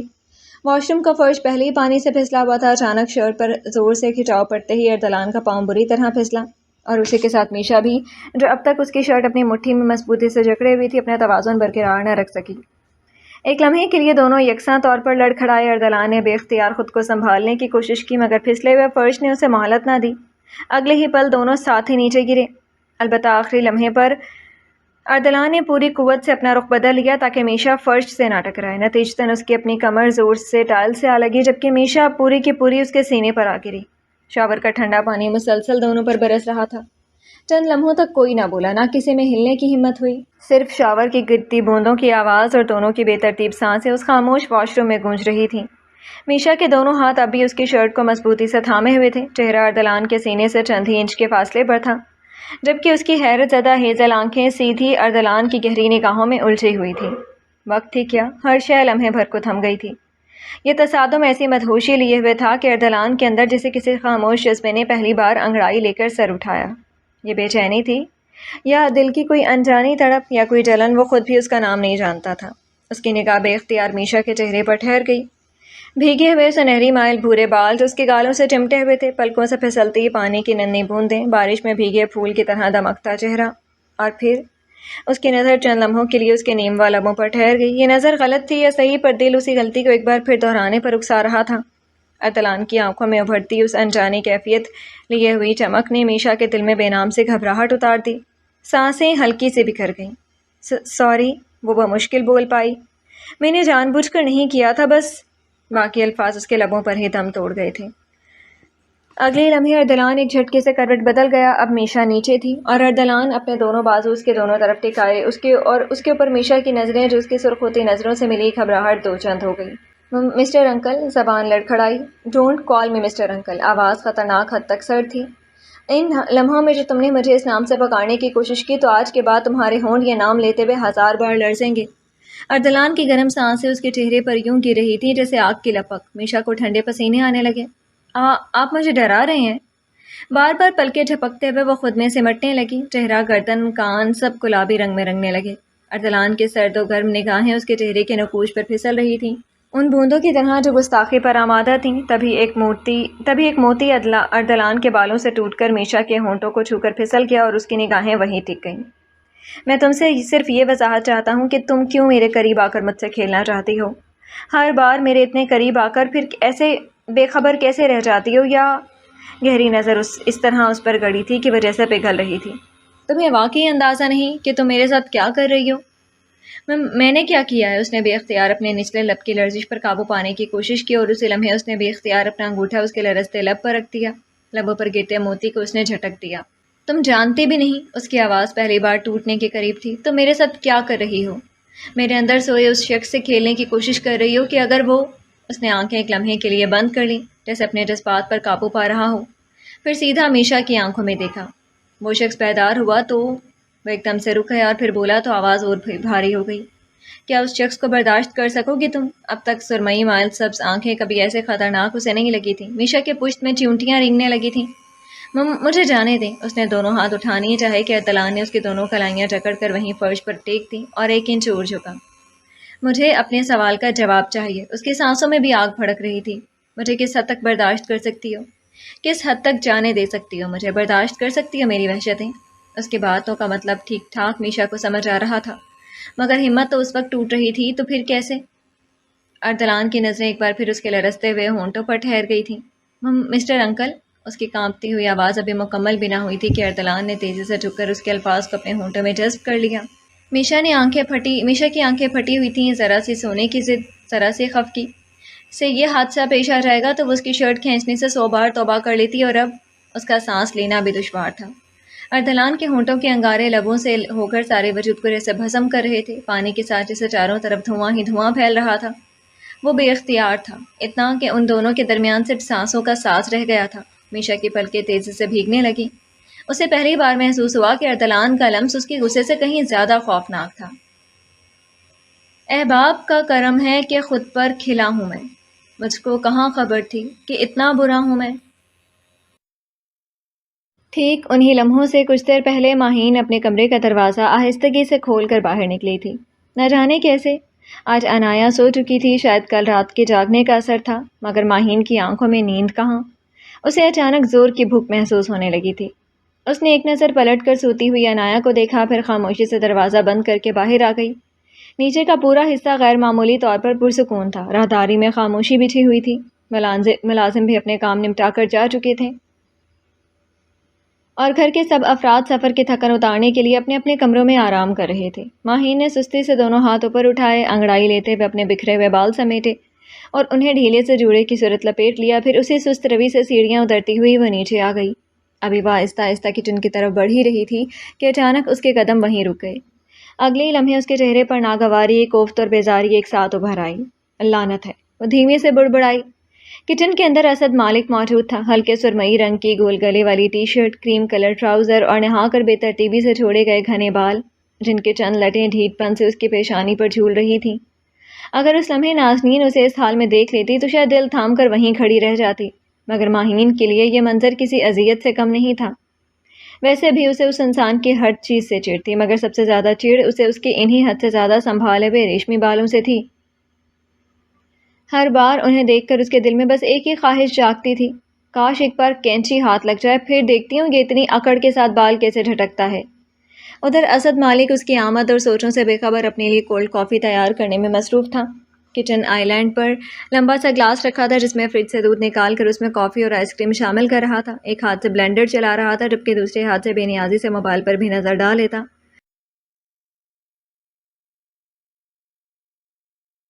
ماہین نے اسے ایک نظر دیکھا، پھر ایسے منہ بنایا جیسے سامنے دنیا کی سب سے ناپسندیدہ مخلوق کھڑی ہو۔ ہٹ، اگنور کر ہنی، اگنور۔ اس نے خود ہی خود کو سمجھایا، ابھی فجر سے پہلے والی جھڑپ اور اس کے بعد ہونے والی بے عزتی وہ بھول ہی نہیں تھی، اس لیے جان بوجھ کر اس کی طرف دوبارہ دیکھے بغیر رخ موڑا اور سیدھی فریج کے سامنے جا کھڑی ہوئی۔ دروازہ کھول کر وہ چند لمحے وہیں کھڑی سوچتی رہی، ایسا کیا کھاؤں کہ بھوک بھی ختم ہو جائے اور لنچ بھی اسکپ نہ کرنا پڑے۔ وہ پوری سنجیدگی سے فریج میں رکھی چیزوں کا جائزہ لینے لگی۔ محترمہ ذرا ہٹیں، مجھے آئس چاہیے۔ پیچھے سے اسد کی پرسکون آواز آئی، مگر ماہین نے ایسے ظاہر کیا جیسے اس نے کچھ سنا ہی نہ ہو۔ اسد نے چند لمحے اس کی پشت کو گھورا، پھر آہستہ سے آنکھیں سکیڑ لیں۔ اس کی نظر ماہین کے بے ترتیب بندھے جوڑے پر جا ٹھہری۔ ایک لمحے کو دل نے عجیب سا مشورہ دیا، بچپن کی طرح اس کے بال پکڑ کر ایک طرف دھکا دیتی، مگر اگلی لمحے اس نے خود ہی اس خیال کو جھٹک دیا۔ نہ اب وہ بچپن تھا اور نہ اردلان خانزادہ کی موجودگی میں وہ ایسا کوئی رسک لینے والا تھا۔ ویسے بھی اسے اچھی طرح معلوم تھا اگر اس نے واقعی ایسا کر دیا تو یہ لڑکی اگلے لمحے ایسے چیخیں مارے گی کہ پورا بنگلہ سر پر اٹھا لے گی۔ ہٹ رہی ہو یا نہیں؟ لگاتار اسے فریج کے سامنے جم کر کھڑے دیکھ کر اس نے اس بار ذرا سنجیدہ لہجے میں کہا، اب تک بہت صبر و برداشت سے کام لے رہا تھا۔ نہیں ہٹ رہی ہوں، نہیں ہٹ رہی ہوں، ماہی نے ہر دھرمی سے جواب دیا اور جان بوجھ کر وہیں کھڑی رہی، کبھی ایک ڈبہ اٹھاتی، کبھی دوسرا واپس رکھ دیتی، گویا آج اس نے اپنی پوری زندگی کا کھانا یہیں کھڑے ہو کر چیک کرنا تھا۔ اسد نے آہستہ سے آنکھیں بند کی، ایک گہرا سانس لیا، پھر انہیں دوبارہ کھولا۔ اگلے لمحے وہ آگے بڑھا، اس نے ماہین کا بازو پکڑا اور ایک ہی جھٹکے میں اسے پیچھے دھکیل کر خود فریج کے سامنے آ کھڑا ہوا۔ ارے! ماہین سنبھلتے سنبھلتے سیدھی ہوئی اور پھر غصے سے مٹھیاں بھینچ لیں۔ ادھر اسد نے نہایت اطمینان سے اپنے لمبے گلاس کو فریج کے دروازے میں لگے آئس ڈسپینسر کے نیچے رکھا۔ اگلے لمحے تک ٹک ٹک کی ہلکی سی آواز کے ساتھ برف کے چند شفاف ٹکڑے خود بخود گلاس میں گرنے لگے۔ اس نے سکون سے گلاس ہٹایا، کولڈ کافی کا مگ اٹھایا اور برف پر انڈیل دی اور پھر ایک گھونٹ لیتے ہوئے پوری بے نیازی سے فریج کا دروازہ بند کیا اور ایک قدم پیچھے ہٹ کر نہایت اطمینان سے بولا، اب ساری زندگی یہیں کھڑے رہنا، دل چاہے تو اسے فریج میں اپنا بستر بھی لگا لینا۔ ہونٹوں پر دل جلانے والی مسکراہٹ سجائے اس نے نہایت سنجیدگی سے مشورہ دیا اور پھر بے نیازی سے واپس کچن آئی لینڈ کی طرف بڑھ گیا۔ ماہین کو یوں محسوس ہوا جیسے سر سے پاؤں تک آگ لگ گئی ہو۔ وہ غصے سے تنتناتی ہوئی سیدھی اس کے سامنے آ کھڑی ہوئی۔ اسد نے بس ایک نظر اس کی طرف دیکھا اور خاموشی سے ابرو اٹھا دیے۔ تم سمجھتے کیا ہو خود کو؟ وہ سرخ ہوتی آنکھوں سے اسے یوں گھور رہی تھی جیسے ابھی کچا چبا جائے گی۔ ہیرو، نہایت سکون سے اس نے جواب دیا، پھر گلاس سے ایک لمبا گھونٹ لیا۔ بلکہ حسین ترین ہیرو۔ یہ کہتے ہوئے اس نے حسب عادت ہلکا سا سر جھٹکا، پیشانی پر بکھری چند لٹیں پھر سے آ کر بھووں تک آ گریں۔ ماہین نے اسے سر سے پاؤں تک دیکھا، پھر ناک سکوڑ لی۔ ہیرو کس اینگل سے؟ ہر اینگل سے، دائیں سے دیکھ لو، بائیں سے دیکھ لو، سامنے یا ترچھے، ہر طرف ہی ہیرو ہوں۔ اس نے کولڈ کافی کا ایک اور گھونٹ لیا، پھر مصنوعی عاجزی سے بولا، لیکن اللہ کا شکر ہے کبھی غرور نہیں کیا۔ ماہین نے منہ ٹیڑھا کر لیا، غرور کرو گے بھی کس بات پر؟ اس کے لیے پہلے انسان میں کوئی ایسی بات بھی تو ہونی چاہیے۔ اس کے لہجے میں وہی مخصوص چپتا ہوا طنز تھا جسے سن کر اسد کا پارا ہمیشہ چڑھ جاتا تھا۔ وہ چند لمحے خاموشی سے اسے دیکھتا رہا۔ تمہاری نظر میں؟ اس نے دھیرے سے پوچھا۔ غرور کرنے کے لیے انسان میں کیا ہونا چاہیے؟ بہت کچھ، لیکن وہ جان بوجھ کر ذرا رکی، وہ سب تمہارے پاس ہرگز نہیں ہے۔ اس بار اسد کے جبڑے بے اختیار بھنج گئے۔ اس نے گلاس آہستگی سے کاؤنٹر پر رکھا، چند لمحوں تک صرف اسے دیکھتا رہا، پھر سپاٹ مگر غیر معمولی ٹھنڈی آواز میں بولا، یعنی؟ اس نے ہلکا سا سر ہلایا۔ میرے پاس لڑکیوں جیسا فیر رنگ نہیں، میرا کوئی خاندانی نام نہیں۔ اور شاید اس کی نظریں ایک لمحے کے لیے اس کی آنکھوں میں پیوست ہو گئی تھیں۔ تمہاری نظر میں میرا کوئی گھر نہیں، دوسروں کے گھر پر قبضہ جمایا ہوا ہے۔ وہ ذرا سا خاموش ہوا۔ بس یہی کہنا چاہتی ہو نا؟ لہجہ بھلے ٹھنڈا تھا مگر آنکھوں کی تپش بہت خطرناک تھی۔ ماہی نے سیدھے سیدھے ہاں کہہ کر جان نہیں گنوانی تھی مگر پیچھے بھی نہیں ہٹنے والی تھی۔ جو تم سمجھو۔ اس نے نظریں نہ چرائیں۔ اسد چند لمحے خاموشی سے اسے دیکھتا رہا، پھر اس کے ہونٹوں پر ایک عجیب سی مسکراہٹ ابھری۔ شاید تم یہ سمجھ رہی ہو کہ آج سائرہ خانم اس گھر میں موجود ہیں، اس لیے میں تمہارا کچھ نہیں بگاڑ سکتا۔ سینے پر بازو باندھ کر وہ سیدھا کھڑا ہو گیا۔ اس کی آنکھوں میں وہی جانی پہچانی برف جیسی سرد مہری اتر آئی۔ ایک پل کو ماہین کا دل ضرور لرزا، مگر اگلے لمحے اس نے خود کو سنبھال کر گردن اکڑا لی۔ انی صحیح کہتی تھی، یہ اکڑ اسے اپنی نانی سا سے وراثت میں ملی ہے۔ تم میرا کچھ نہیں بگاڑ سکتے، سمجھے؟ نانی سا اسی گھر میں موجود ہے۔ وہ بھی اتنی اکڑ سے بولی، یہاں پاپا کی چمچہ گیری بھی تمہارے کسی کام نہیں آنے والی۔ اچھا، اسد نے صرف ایک لفظ کہا۔ ہاں؟ اس نے گردن مزید اکڑا لی۔ یہ میرا گھر ہے، تمہارا نہیں، سمجھے؟ اور آئندہ اگر مجھے دوبارہ دھکا دیا نا تو… اگلا جملہ اس کے حلق میں ہی اٹک گیا کیونکہ وہ ایک ہی جست میں اس کے پاس پہنچ گیا تھا اور اگلے ہی لمحے ماہین کا جبڑا اس کی سخت گرفت میں تھا۔ اس کی آنکھیں پھٹ گئیں۔ اس نے صرف جبڑا جکڑنے پر بس نہیں کیا تھا، اسے اسی طرح جکڑے ہوئے قدم بڑھاتا گیا۔ ماہین خود بخود الٹے قدموں سے چلتی کچن آئی لینڈ سے ٹکرا گئی۔ کمر میں زبردست چوٹ لگی مگر پھٹی پھٹی نگاہوں سے وہ اسد مالک کی خونی نگاہوں میں دیکھ رہی تھی۔ اب چلا۔ آواز نہیں، گھراہٹ تھی۔ ہمت ہے تو بلا اپنی نانی کو، بلا کر دکھا مجھے۔ اتنا خونخوار انداز ماہی نے اس کا شاید پہلی بار دیکھا تھا۔ چہرے کی رنگت سفید پڑنے لگی، سانسیں بند ہونے لگی مگر اسد کے اوپر کوئی اثر نہیں پڑا۔ کیا سمجھتی ہے؟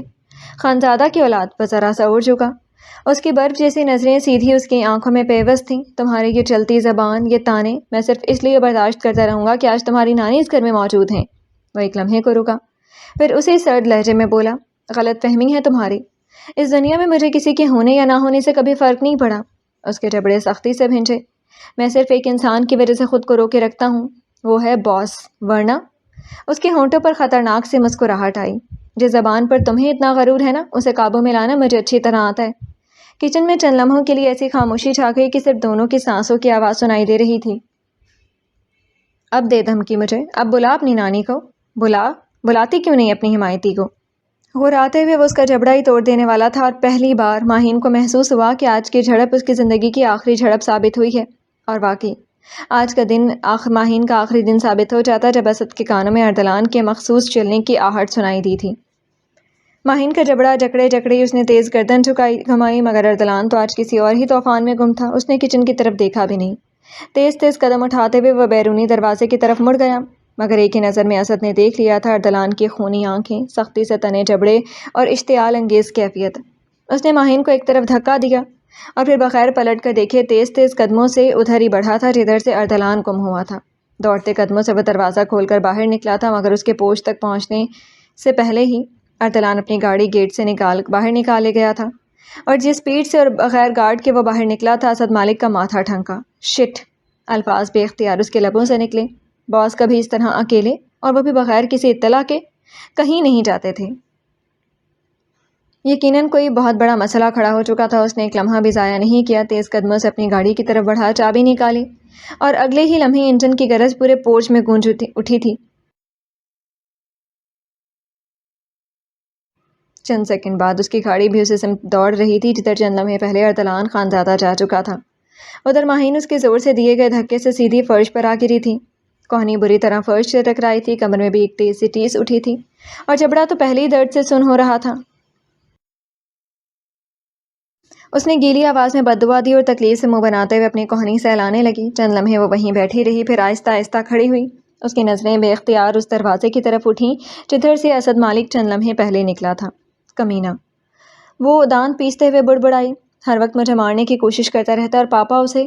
غصے میں بولتے بولتے وہ اچانک رک گئی۔ اسے یکدم یاد آیا ارسلان بھی تو ابھی ابھی خطرناک تیوروں کے ساتھ گھر سے نکلا تھا۔ پاپا کو کیا ہوا تھا؟ اس نے بے اختیار خود سے سوال کیا۔ ایک لمحے کے لیے اس کا سارا غصہ اسد سے ہٹ کر ارسلان کی طرف منتقل ہو گیا۔ کہیں میشو سے جھگڑا تو نہیں ہوا؟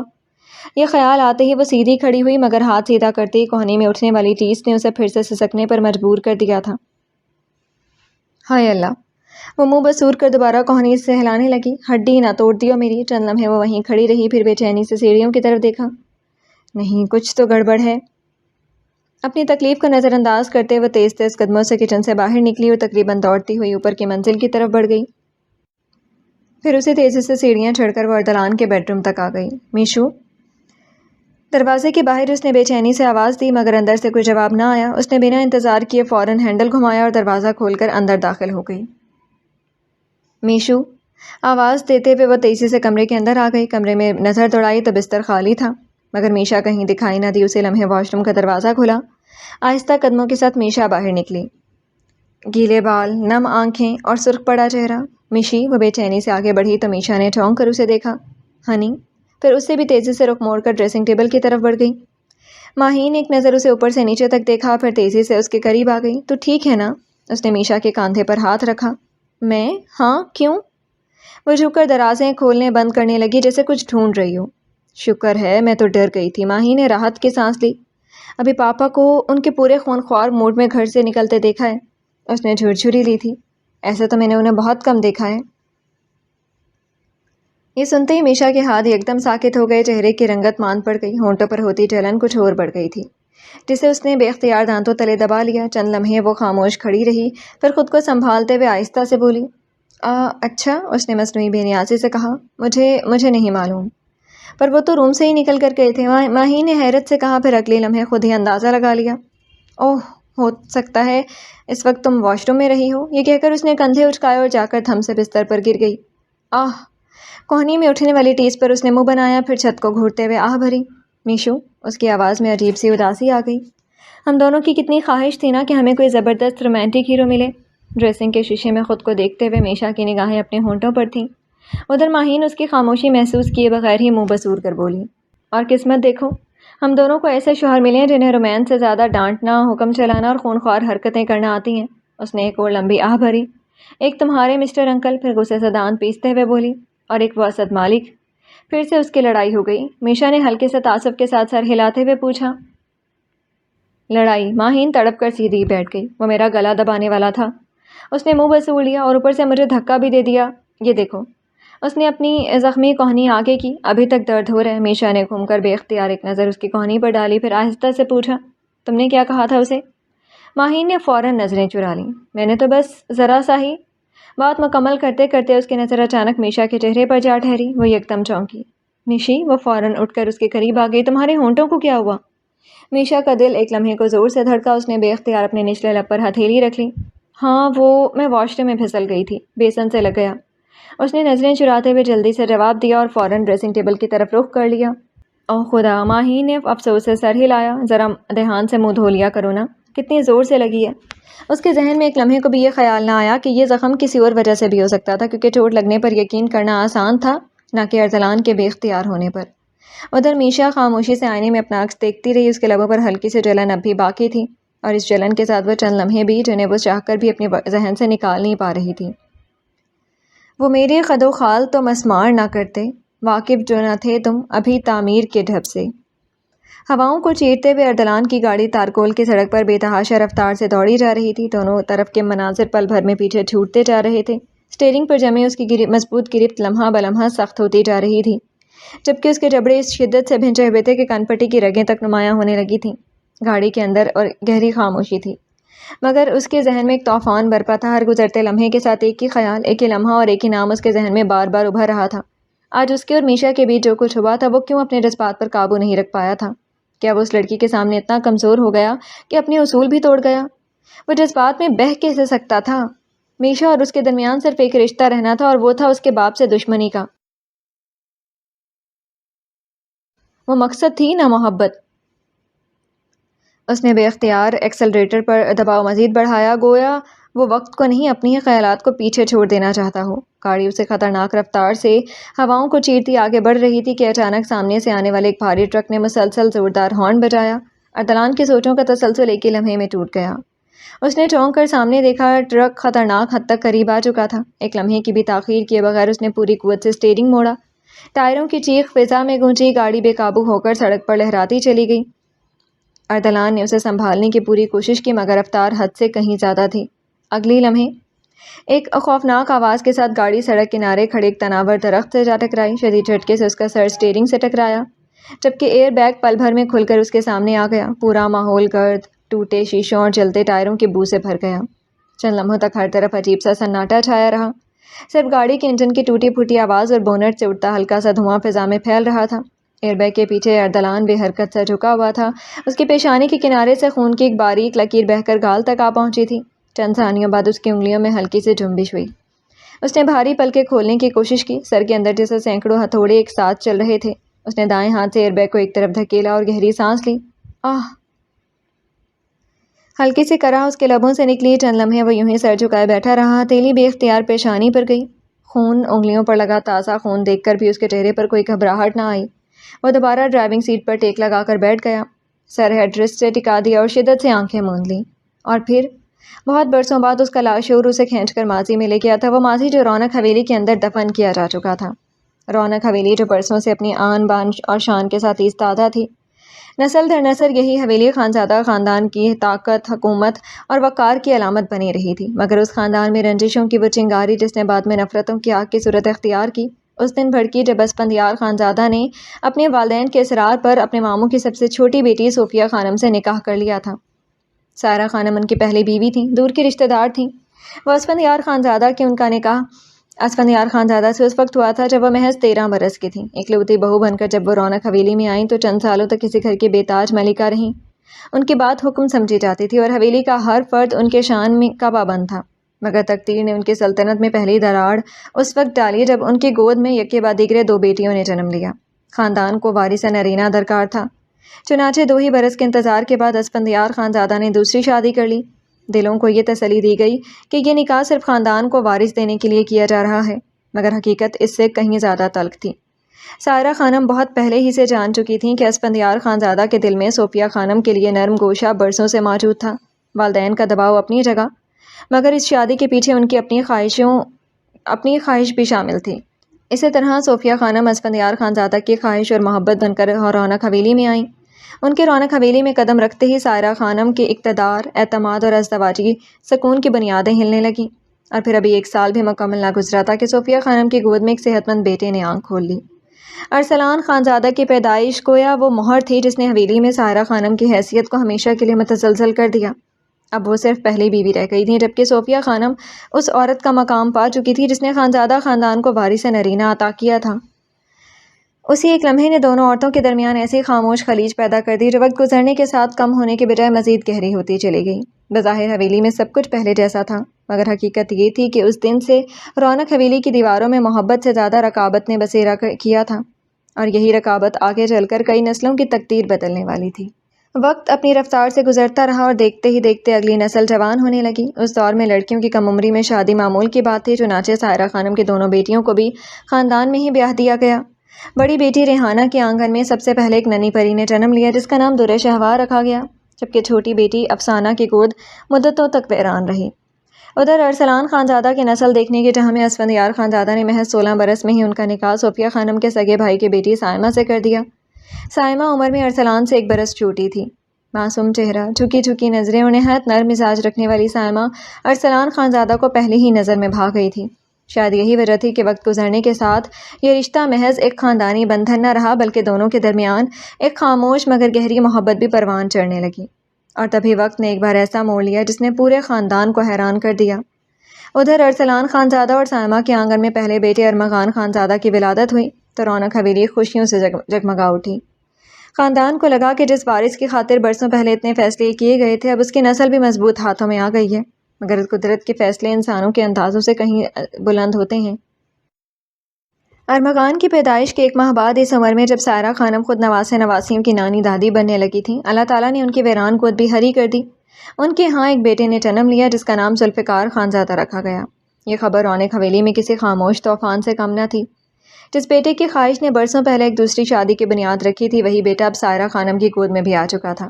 مگر وقت بیت چکا تھا، فیصلے ہو چکے تھے، اور بعض زخم ایسے ہوتے ہیں جنہیں خوشیاں بھی نہیں بھر سکتیں۔ ذوالفقار خانزادہ اگرچہ عمر میں اپنے بھتیجے ارمغان کے ہم عمر تھا، مگر رشتے میں اس کے چچا کہلاتا تھا، اور یہی انوکھا تعلق آگے چل کر اس خاندان کی کہانی میں ایک منفرد رنگ بھرنے والا تھا۔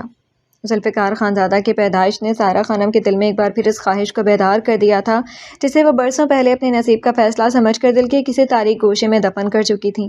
وہ خواہش تھی وراثت کی، رونق حویلی کی سربراہی کی، اور اس عظیم مسند کی جس پر اس وقت اسفندیار خانزادہ براجمان تھے۔ اب ان کی ہر دعا، ہر امید اور ہر خواب کا مرکز صرف ایک ہی وجود تھا، ذوالفقار خانزادہ۔ وہ چاہتی تھی کہ ایک دن یہی بیٹا بڑے خان کی کرسی پر بیٹھے، خانزادہ خاندان کی باغ ڈور اپنے ہاتھ میں لے اور دنیا کو یہ باور کرا دے کہ قسمت کبھی کبھی اپنا فیصلہ بدلنے پر بھی مجبور ہو جاتی ہے۔ مگر ان کی راہ کی رکاوٹ بڑے بیٹے کی صورت میں ارسلان خانزادہ موجود تھے، مگر تقدیر نے شاید اپنا فیصلہ پہلے ہی رقم کر دیا تھا۔ وقت آیا تو اسفندیار خانزادہ نے بڑے خان کے مسند اپنے اکلوتے بیٹے ارسلان خانزادہ کے سپرد کرنے کا ارادہ کیا، مگر سب کی حیرت کے برعکس ارسلان خانزادہ نے یہ اعزاز قبول کرنے سے انکار کر دیا۔ ارسلان خانزادہ پیشے کے اعتبار سے ایک نہایت قابل اور بااصول ڈاکٹر تھے۔ ان کا ماننا تھا کہ انسانوں پر حکومت کرنے سے کہیں زیادہ عزت بیماروں کا علاج کرنے اور اپنے گاؤں کے لوگوں کی خدمت کرنے میں ہے۔ وہ جاگیر، اقتدار اور بڑے خان کی حیثیت سے زیادہ اپنے پیشے سے محبت کرتے تھے۔ اسفندیار خانزادہ کو بیٹے کے فیصلے پر افسوس ضرور ہوا، مگر انہوں نے کبھی اس پر اپنی مرضی مسلط نہیں کی۔ انہوں نے ارسلان کے فیصلے کا احترام کیا اور بڑے خان کی مسند بدستور اپنے پاس ہی رکھی، یہ سوچ کر کہ قسمت نے اس سے بہتر حقدار چن رکھا ہو۔ وہ مایوس نہیں تھے۔ ادھر ارسلان کے فیصلے سے سائرہ خانم کے دل میں برسوں پلنے والی وہ خواہش پھر سے جاگ اٹھی۔ وقت نے اگرچہ اس خواہش کو دبا دیا تھا، مگر اسے ختم نہیں کر سکا تھا۔ اب آج بھی یہی چاہتی تھیں کہ ایک دن رونق حویلی کی سب سے اونچی کرسی پر صرف اور صرف ذوالفقار خانزادہ بیٹھے، چاہے اس خواہش کی قیمت خاندان کو کچھ بھی کیوں نہ ادا کرنی پڑے۔ زمانہ گزرتا رہا اور قسمت نے ایک اور موڑ لیا۔ سائرہ خانم کی چھوٹی بیٹی نے بھی برسوں کی دعاؤں کے بعد ایک بیٹے کو جنم دیا جس کا نام روحان خانزادہ رکھا گیا، مگر ولادت کے فوراً بعد پیش آنے والی پیچیدگیوں نے اس کی جان لے لی۔ ایک ہی لمحے میں خوشی ماتم میں بدل گئی، اور یوں معصوم روحان اپنی ماں کی آغوش سے نکل کر اپنی نانی سائرہ خانم کی گود میں آ گیا۔ ادھر روحان ان کی گود میں آیا تو ادھر رونق حویلی میں ایک بار پھر ننھی کلکاریوں سے گونج اٹھی جب سائمہ کی گود میں دوسرے بیٹے نے آنکھ کھولی۔ اس کا نام اردلان خانزادہ رکھا گیا۔ اردلان کو پہلی بار گود میں لیتے ہی اسفندیار خانزادہ کی آنکھیں خوشی سے چمک اٹھی تھیں۔ بچے کی پیشانی، آنکھیں، چہرے کے نقوش، سب کچھ حیرت انگیز حد تک ان سے ملتا تھا۔ اکثر وہ فخر سے مسکرا کر کہتے، یہ میرا عکس ہے، میرے خاندان کا اصل وارث، آخر خدا نے مجھے میرا خان عطا کر ہی دیا۔ اور یوں اردلان خانزادہ آہستہ آہستہ ان کی آنکھوں کا تارا بنتا چلا گیا۔ مگر جہاں اسفندیار خانزادہ کی نگاہوں میں وہ مستقبل کا بڑا خان تھا، وہیں سائرہ خانم کی آنکھوں میں وہ ایک ایسا کانٹا بن چکا تھا جو ہر گزرتے دن کے ساتھ مزید گہرا چبھتا جا رہا تھا۔ ارمغان خانزادہ کو شروع ہی سے اقتدار، جاگیر یا بڑے خان کے مسند سے کوئی خاص دلچسپی نہ تھی۔ وہ نرم مزاج، بردبار اور خاندان کے جھگڑوں سے دور رہنے والا انسان تھا۔ دوسری طرف ذوالفقار خانزادہ کا مزاج بھی بالکل جدا تھا، ضدی، بے باک اور اپنی مرضی کا مالک، جسے کسی کے زیر سایہ رہنا کبھی پسند نہیں آیا۔ ایسے میں اسفندیار خانزادہ کی تمام امیدیں، تمام توجہ اور آنے والے کل کے سارے خواب ایک ہی وجود کے گرد سمٹنے لگے، اردلان خانزادہ۔ وہ صرف شکل و صورت میں ہی اسفندیار خانزادہ کا عکس نہیں تھا، بلکہ عادتوں میں بھی انہی کا پرتو معلوم ہوتا تھا۔ وہی روب، وہی دبدبہ، وہی کم گوئی، وہی خاموش سنجیدگی جس کے سامنے آنے والا بے اختیار نظریں جھکا لیتا۔ کم عمری میں ہی اس کی شخصیت میں ایک عجیب سا وقار تھا، گویا قیادت اس کی رگوں میں دوڑتی ہو۔ شاید یہی وجہ تھی کہ اسفندیار خانزادہ کی امیدیں اور آنے والے کل کے تمام خواب آہستہ آہستہ اردلان کے نام ہوتے جا رہے تھے۔ مگر وقت ہمیشہ طاقتور انسان کی خواہش کے مطابق نہیں چلتا۔ جب ارمغان خانزادہ صرف 15 برس کا تھا اور اردلان محض 5 سال کا، تو ایک المناک ٹریفک حادثے نے رونق حویلی کی خوشیاں نگل لیں۔ ارسلان خانزادہ اور ان کی زوجہ سائمہ ایک ہی لمحے میں اس دنیا سے رخصت ہو گئے۔ اس حادثے نے پوری حویلی کو سوگ میں ڈبو دیا، مگر سب سے زیادہ ٹوٹنے والا شخص اسفندیار خانزادہ تھا۔ ارسلان صرف ان کا بیٹا نہیں تھا، وہ ان کے بعد اس خاندان کی امید، ان کی طاقت اور ان کی زندگی کا سب سے مضبوط سہارا بھی تھا۔ بیٹی کی جدائی کا صدمہ وہ سہ نہ سکے۔ چند ہی ماہ میں بیماری نے ایسا جکڑا کہ انہیں اپنی زندگی کا چراغ بجھتا دکھائی دینے لگا۔ موت کو قریب محسوس کرتے انہوں نے اپنی آخری وصیت لکھوائی ایک ایسی وصیت جس نے آنے والے برسوں کی بنیاد رکھ دی۔ اس وصیت کے مطابق رونق حویلی بڑے خان کے مسند اور خانزادہ خاندان کی سربراہی کا واحد وارث ارسلان خانزادہ قرار پایا تھا۔ جاگیر، زمینیں اور دیگر جائیدادیں شریعت اور خاندان کے طے شدہ اصولوں کے مطابق سب میں تقسیم کر دی گئیں۔ یہاں تک کہ رونق حویلی بھی 2 حصوں میں بانٹ دی گئی تاکہ کسی کے حق پر حرف نہ آئے، مگر سائرہ خانم کی خواہش صرف زمین یا حویلی کے کسی حصے تک محدود نہیں تھی۔ ان کی نگاہ تو ہمیشہ سے بڑے خان کی کرسی پر تھی، اور وہ کرسی ایک بار پھر ان کے بیٹے ذوالفقار کے پہنچ سے دور جا چکی تھی۔ تاہم قسمت نے انہیں ایک اور موقع ضرور دیا۔ اسفندیار خانزادہ کے انتقال کے بعد چونکہ ارسلان ابھی محض ایک معصوم بچہ تھا، اس لیے خاندان کے تمام بڑے فیصلوں کی باغ ڈور عارضی طور پر سائرہ خانم کے ہاتھوں میں آ گئی۔ برسوں بعد اقتدار ایک بار پھر ان کے قدموں میں تھا، اس بار وہ اسے آسانی سے ہاتھ سے جانے نہیں دینے والی تھیں۔ اس اقتدار کا پہلا اظہار دور شہوار اور ارمغان کے نکاح کی صورت میں سامنے آیا۔ دور شہوار عمر میں ارمغان سے 5 برس بڑی تھی، مگر سائرہ خانم کے فیصلوں پر اعتراض کرنے کی ہمت اس خاندان میں کسی کے پاس نہ تھی۔ وہ جو کہہ دیتی وہی رونق حویلی کا قانون بن جاتا، مگر شاید اسی ایک فیصلے نے اس خاندان کی تقدیر کا رخ ہمیشہ کے لیے بدل دیا۔ یہی نکاح آنے والے وقت میں ارمغان خانزادہ کے قتل کی بنیاد بنا۔ یہی رشتہ ذوالفقار خانزادہ اور اس کی بیوی رمشا کی المناک موت کا پیش خیمہ ثابت ہوا، اور یہی واقعات و حوادث ارسلان خانزادہ سے اس کی ساری نرمی چھین کر اسے وقت سے پہلے پتھر بنا گئے تھے۔ اور شاید اس المیے کے کھلنے کی وہ پہلی شام تھی۔ ارسلان ابھی شہر سے واپس لوٹا ہی تھا کہ معلوم ہوا ارمغان بھی آج ہی رونق حویلی پہنچا ہے۔ خبر سنتے ہی اس کے لبوں پر بے اختیار مسکراہٹ بکھر گئی۔ دیر کیے بغیر تیز قدموں سے حویلی کے پچھلے حصے کی جانب بڑھ گیا، جہاں ارمغان عموماً یہاں آ کر موجود ہوتا تھا۔ ماں باپ کی ناگہانی موت اور پھر اسفندیار خانزادہ کی جدائی کے بعد ارسلان کی زندگی میں اگر کسی نے باپ، بھائی اور سہارے کی کمی پوری کی تھی تو وہ ارمغان تھا۔ دونوں کے درمیان عمر کا فاصلہ ضرور تھا، مگر دلوں میں موجود محبت کبھی یہ فاصلہ محسوس نہیں ہونے دیتی تھی۔ یوں تو روحان اس کا سب سے قریبی دوست تھا، اور اسد مالک بچپن سے اس کے پیچھے پھرنے والا اس کا خود کا سایہ، مگر ارمغان اس کے لیے صرف بڑا بھائی نہیں تھا، وہ اس کا محرم راز، اس کا رہنما، اس کی ڈھارس اور اس کی زندگی کا وہ واحد رشتہ تھا جس کے سامنے ارسلان خانزادہ بے خوف ہو کر مسکرا بھی لیتا تھا۔ یہ جگہ سب سے الگ، سب سے پرسکون اور ان دونوں کی پسندیدہ جگہ تھی۔ اس کا بچپن انہی سیڑھیوں، انہی درختوں اور انہی شاموں میں ارمغان کے ساتھ گزرا تھا۔ عمر میں خاصا فرق ہونے کے باوجود ان دونوں کے درمیان بھائیوں سے بڑھ کر دوستی تھی، ایسی دوستی جس میں لفظوں سے زیادہ خاموشیاں بولتی تھیں۔ دور سے ہی اس کی نظر ارمغان پر پڑی، وہ برج کی سیڑھیوں پر خاموش بیٹھا کسی گہری سوچ میں گم تھا۔ ارسلان آہستہ آہستہ چلتا ہوا اس کے برابر آ کر بیٹھ گیا اور بے تکلفی سے اس کے کندھے پر ہلکی سے چپت لگائی۔ کیا حال ہے میرے سیکرٹ ایجنٹ کا؟ ارمغان چونک کر حال میں لوٹا۔ تم کب آئے؟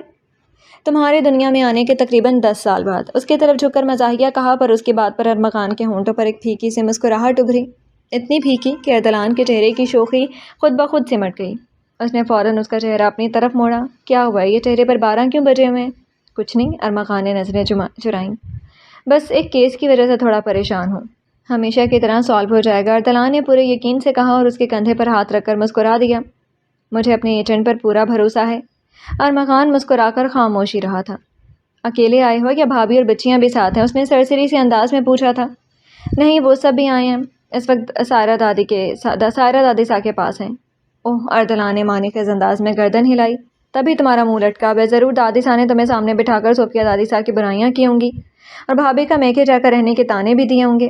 وہ تو روز کی بات ہے، اس نے تھکے ہوئے لہجے میں کہا۔ یہاں آتے ہی دور شہوار اپنے پورشن میں چلی جاتی ہے، دادی سا کی شکایت بالکل غلط بھی نہیں۔ ارسلان نے سر ہلایا۔ شاید اسی لیے سائرہ دادی نے تمہاری شادی دور شہوار سے کروائی تھی۔ ارمغان نے گہری سانس لی، پھر جیسے کسی فیصلے پر پہنچ کر دھیمی آواز میں بولا، آدھی تم سے ایک ذاتی بات کروں؟ کتنی ذاتی؟ ارسلان نے بھمیں اٹھائیں۔ شادی کے بارے میں۔ شادی؟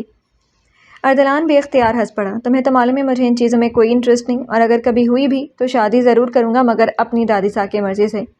سائرہ دادی سا کی مرضی سے تو ہرگز نہیں۔ ارمغان اس کی بات پر ہلکا سا مسکرایا۔ مجھے یقین بھی ہے تم پر، آخر کون اپنی مرضی چلا سکتا ہے؟ ایسی بات نہیں، ارسلان نے فوراً نفی میں سر ہلایا۔ تم جو کہو گے وہ مان لوں گا۔ پھر سر کو جھکا کر بولا، بولو کس لڑکی سے شادی کروں؟ ارمغان نے چند لمحے اسے دیکھا، پھر آہستہ سے بولا، آدھی۔ اس کی آواز میں عجیب سی تھکن اور سنجیدگی گھلائی تھی۔ جب بھی شادی کرنا، چاہے کسی کی بھی مرضی سے کرنا، مگر ایک کام ضرور کرنا۔ ارسلان نے سوالیہ نظروں سے اسے دیکھا۔ نکاح سے پہلے اس لڑکی سے ایک بار اکیلے میں ضرور ملنا۔ کیوں؟ وہ حیران ہوا۔ ارمغان نے نگاہیں کہیں دور جما دیں۔ بس مل لینا، اور اسے صرف ایک سوال ضرور پوچھنا۔ کہ کیا وہ واقعی اپنی مرضی سے تم سے شادی کر رہی ہے یا صرف کسی اور کی مرضی کو نبھا رہی ہے؟ کیا کہہ رہی ہو؟ اردلان نے آنکھیں سکیڑ کر اسے دیکھا، مگر ارمغان جیسے اپنے ہی خیالات میں گم تھا۔ یہ کہ اس نے دھیرے سے کہا، پہلے یہ جان لینا کہ وہ لڑکی کسی اور کو پسند تو نہیں کرتی، اس کے دل میں پہلے سے کسی اور مرد کی محبت تو نہیں بستی۔ اردلان خاموشی سے اسے دیکھتا رہا۔ ارمغان کی نظریں اب بھی کہیں دور جمی ہوئی تھیں، جیسے وہ اردلان سے نہیں اپنے ماضی سے بات کر رہا ہو۔ اور اگر اس نے بمشکل الفاظ ادا کیے، اگر وہ ہاں کہہ دے تو خاموشی سے اس رشتے سے انکار کر دینا، سارا الزام اپنے سر لے لینا، مگر اس لڑکی کی عزت پر ایک حرف بھی نہ آنے دینا۔ وہ چند لمحے خاموش رہا، پھر ٹوٹے ہوئے لہجے میں بولا، مگر کبھی بھی ایسی لڑکی سے شادی مت کرنا جس کے دل میں کسی اور مرد کی محبت زندہ ہو۔ اس نے نظریں جھکا لیں، کیونکہ ایسی عورت کے ساتھ زندگی گزارنا نئی زندگی کا سفر نہیں، ہر روز تھوڑا تھوڑا مرنے کی راہ کے برابر ہوتا ہے۔ اردلان کی پیشانی پر شکن ابھری۔ وہ پہلی بار محسوس کر رہا تھا کہ ارمغان صرف نصیحت نہیں کر رہا، وہ کسی اور ہی چیز کے بارے میں اشارہ دے رہا تھا۔ ارمغان کی آواز ایک بار پھر ابھری، یہ جان لو عادی، اگر عورت کا دل کسی اور کے پاس ہو تو شوہر اس کی زندگی میں صرف ایک ذمہ داری بن کر رہ جاتا ہے، شریک حیات نہیں۔ وہ ہر روز تمہارے ساتھ ہوگی، مگر کبھی تمہاری نہیں ہوگی۔ اور یقین کرو عادی، اس سے بڑی سزا کسی مرد کے نصیب میں نہیں لکھی جا سکتی۔ وہ جیسے خود سے بول رہا تھا، وہ تمہارے ساتھ رہے گی مگر دل کسی اور کے پاس ہوگا۔ تم اس کی ہر مسکراہٹ میں کسی اور کا عکس ڈھونڈو گے، ہر خاموشی میں کسی اور کا نام سنو گے، اور ہر دن خود سے یہی پوچھو گے کہ آخر تمہاری غلطی کیا تھی؟ یہ سب کیوں کہہ رہے ہو ارمغان؟ کیا مسئلہ ہے؟ اردلان نے تشویش سے پوچھا۔ تو ارمغان نے آہستہ سے گردن گھما کر اسے دیکھا۔ مجھے کوئی مسئلہ نہیں، وہ زبردستی مسکرایا، لیکن تم میری بات یاد رکھنا، تم آج عجیب بات کر رہے ہو ارمغان۔ اس کی شہد رنگ آنکھوں میں کچھ تلاشنا چاہا اور ارمغان نے نظریں چرا کر ڈوبتے سورج کی سرخیوں میں گاڑ دیں۔ نہیں، اس نے نفی میں سر ہلایا، بس تمہارا بھائی اور دوست ہونے کے ناطے ایک سچا مشورہ دے رہا ہوں، چھوڑو بھی یار۔ اردلان نے بیزاری سے سر جھٹکا، کون سا ہماری شادیاں کسی غیر لڑکی سے ہونی ہیں جو میں اس کے پرانے عاشق کی فکر کروں؟ اسی گھر اسی خاندان کی کوئی لڑکی ہوگی جیسے تمہاری ہو گئی۔ ہاں، ارمغان کے لبوں پر ایک تلخ مسکراہٹ آئی، جیسے میری ہو گئی۔ اس کی آواز میں ایسی کڑواہٹ تھی کہ اردلان کا ماتھا بے اختیار سکڑ گیا۔ ارمغان، جانتا ہوں درے شہوار بھابھی کا مزاج تم سے مختلف ہے، وہ عمر میں بھی تم سے چند سال بڑی ہیں، سنجیدہ بھی زیادہ ہیں، اس نے نرمی سے سمجھایا، مگر ان چند سالوں میں نے ہمیشہ انہیں تمہارا ساتھ دیتے دیکھا ہے۔ وہ تم سے وفادار ہیں، محبت بھی کرتی ہیں۔ محبت کرتی ہے؟ ارمغان آہستہ سے ہنسا، مگر وہ ہنسی ایسی تھی جس میں خوشی کا نام و نشان تک نہیں تھا۔ اردلان اب پوری طرح سنجیدہ ہو چکا تھا۔ ارمغان، اس نے اس کا بازو پکڑ لیا، اگر کوئی بھی مسئلہ ہے تو مجھے بتاؤ، میں ہوں نا، مل کر حل کریں گے۔ ارمغان نے چند لمحے اس کے چہرے کو دیکھا، پھر دھیرے سے اس کا ہاتھ تھپ تھپایا۔ کوئی مسئلہ نہیں ہے میرے بھائی، اس نے پیار سے اس کا گال تھپکا۔ بہت خوش ہوں میں، وہ ہلکا سا مسکرایا۔ دو پیاری پیاری بیٹیاں ہیں، ایک محبت کرنے والی بیوی ہے، بہترین جاب ہے، اور سب سے بڑھ کر، وہ ذرا سا رکا، پھر اردلان کے کندھے پر ہاتھ رکھ کر بولا، دوست جیسا ایک بھائی ہے۔ اردلان نے اسے غور سے دیکھا، جسے اندر تک جھانک لینا چاہتا ہو، مگر اردلان نے اپنے چہرے کے تاثرات سمیٹ لیے تھے۔ ٹھیک ہوں میں، اس نے اس کا گال تھپکا اور پھر اسے ادھر ادھر کی باتیں کرنے لگا، مگر آج بھی اسے یہی محسوس ہوتا تھا کہ اس شام ارمغان اپنی زندگی بیان نہیں کر رہا تھا بلکہ خود کو تسلی دے رہا تھا۔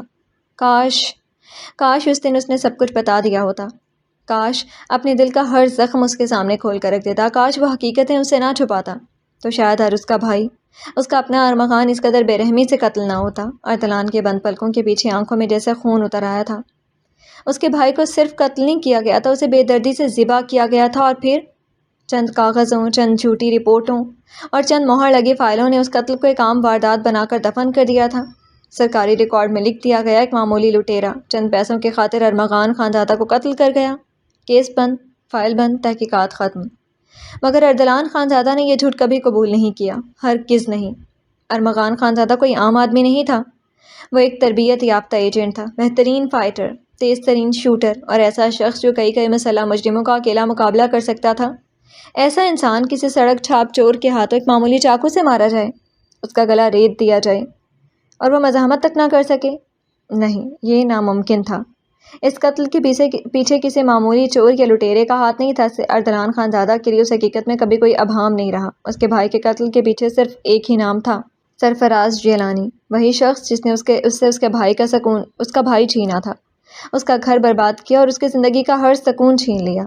اردلان نے اپنی مٹھی اس شدت سے بھینچی کہ انگلیوں کی پوریں سفید پڑ گئیں، اس کا سانس بھاری ہو گئی۔ میں نے کہا تھا نا، اس کے لبوں سے بمشکل سرگوشی نکلی، میں تمہیں ڈھونڈ نکالوں گا اور اب دیکھنا بہت جلد خود تم میرے سامنے ہوگے۔ اتنے برس گزر گئے مگر اس کا مقصد آج بھی وہی تھا، بدلا نہیں تھا۔ وہ آج تک زندہ ہی اسی ایک کے تعاقب کے لیے تھا، سرفراز چیلانی کے تعاقب کے لیے۔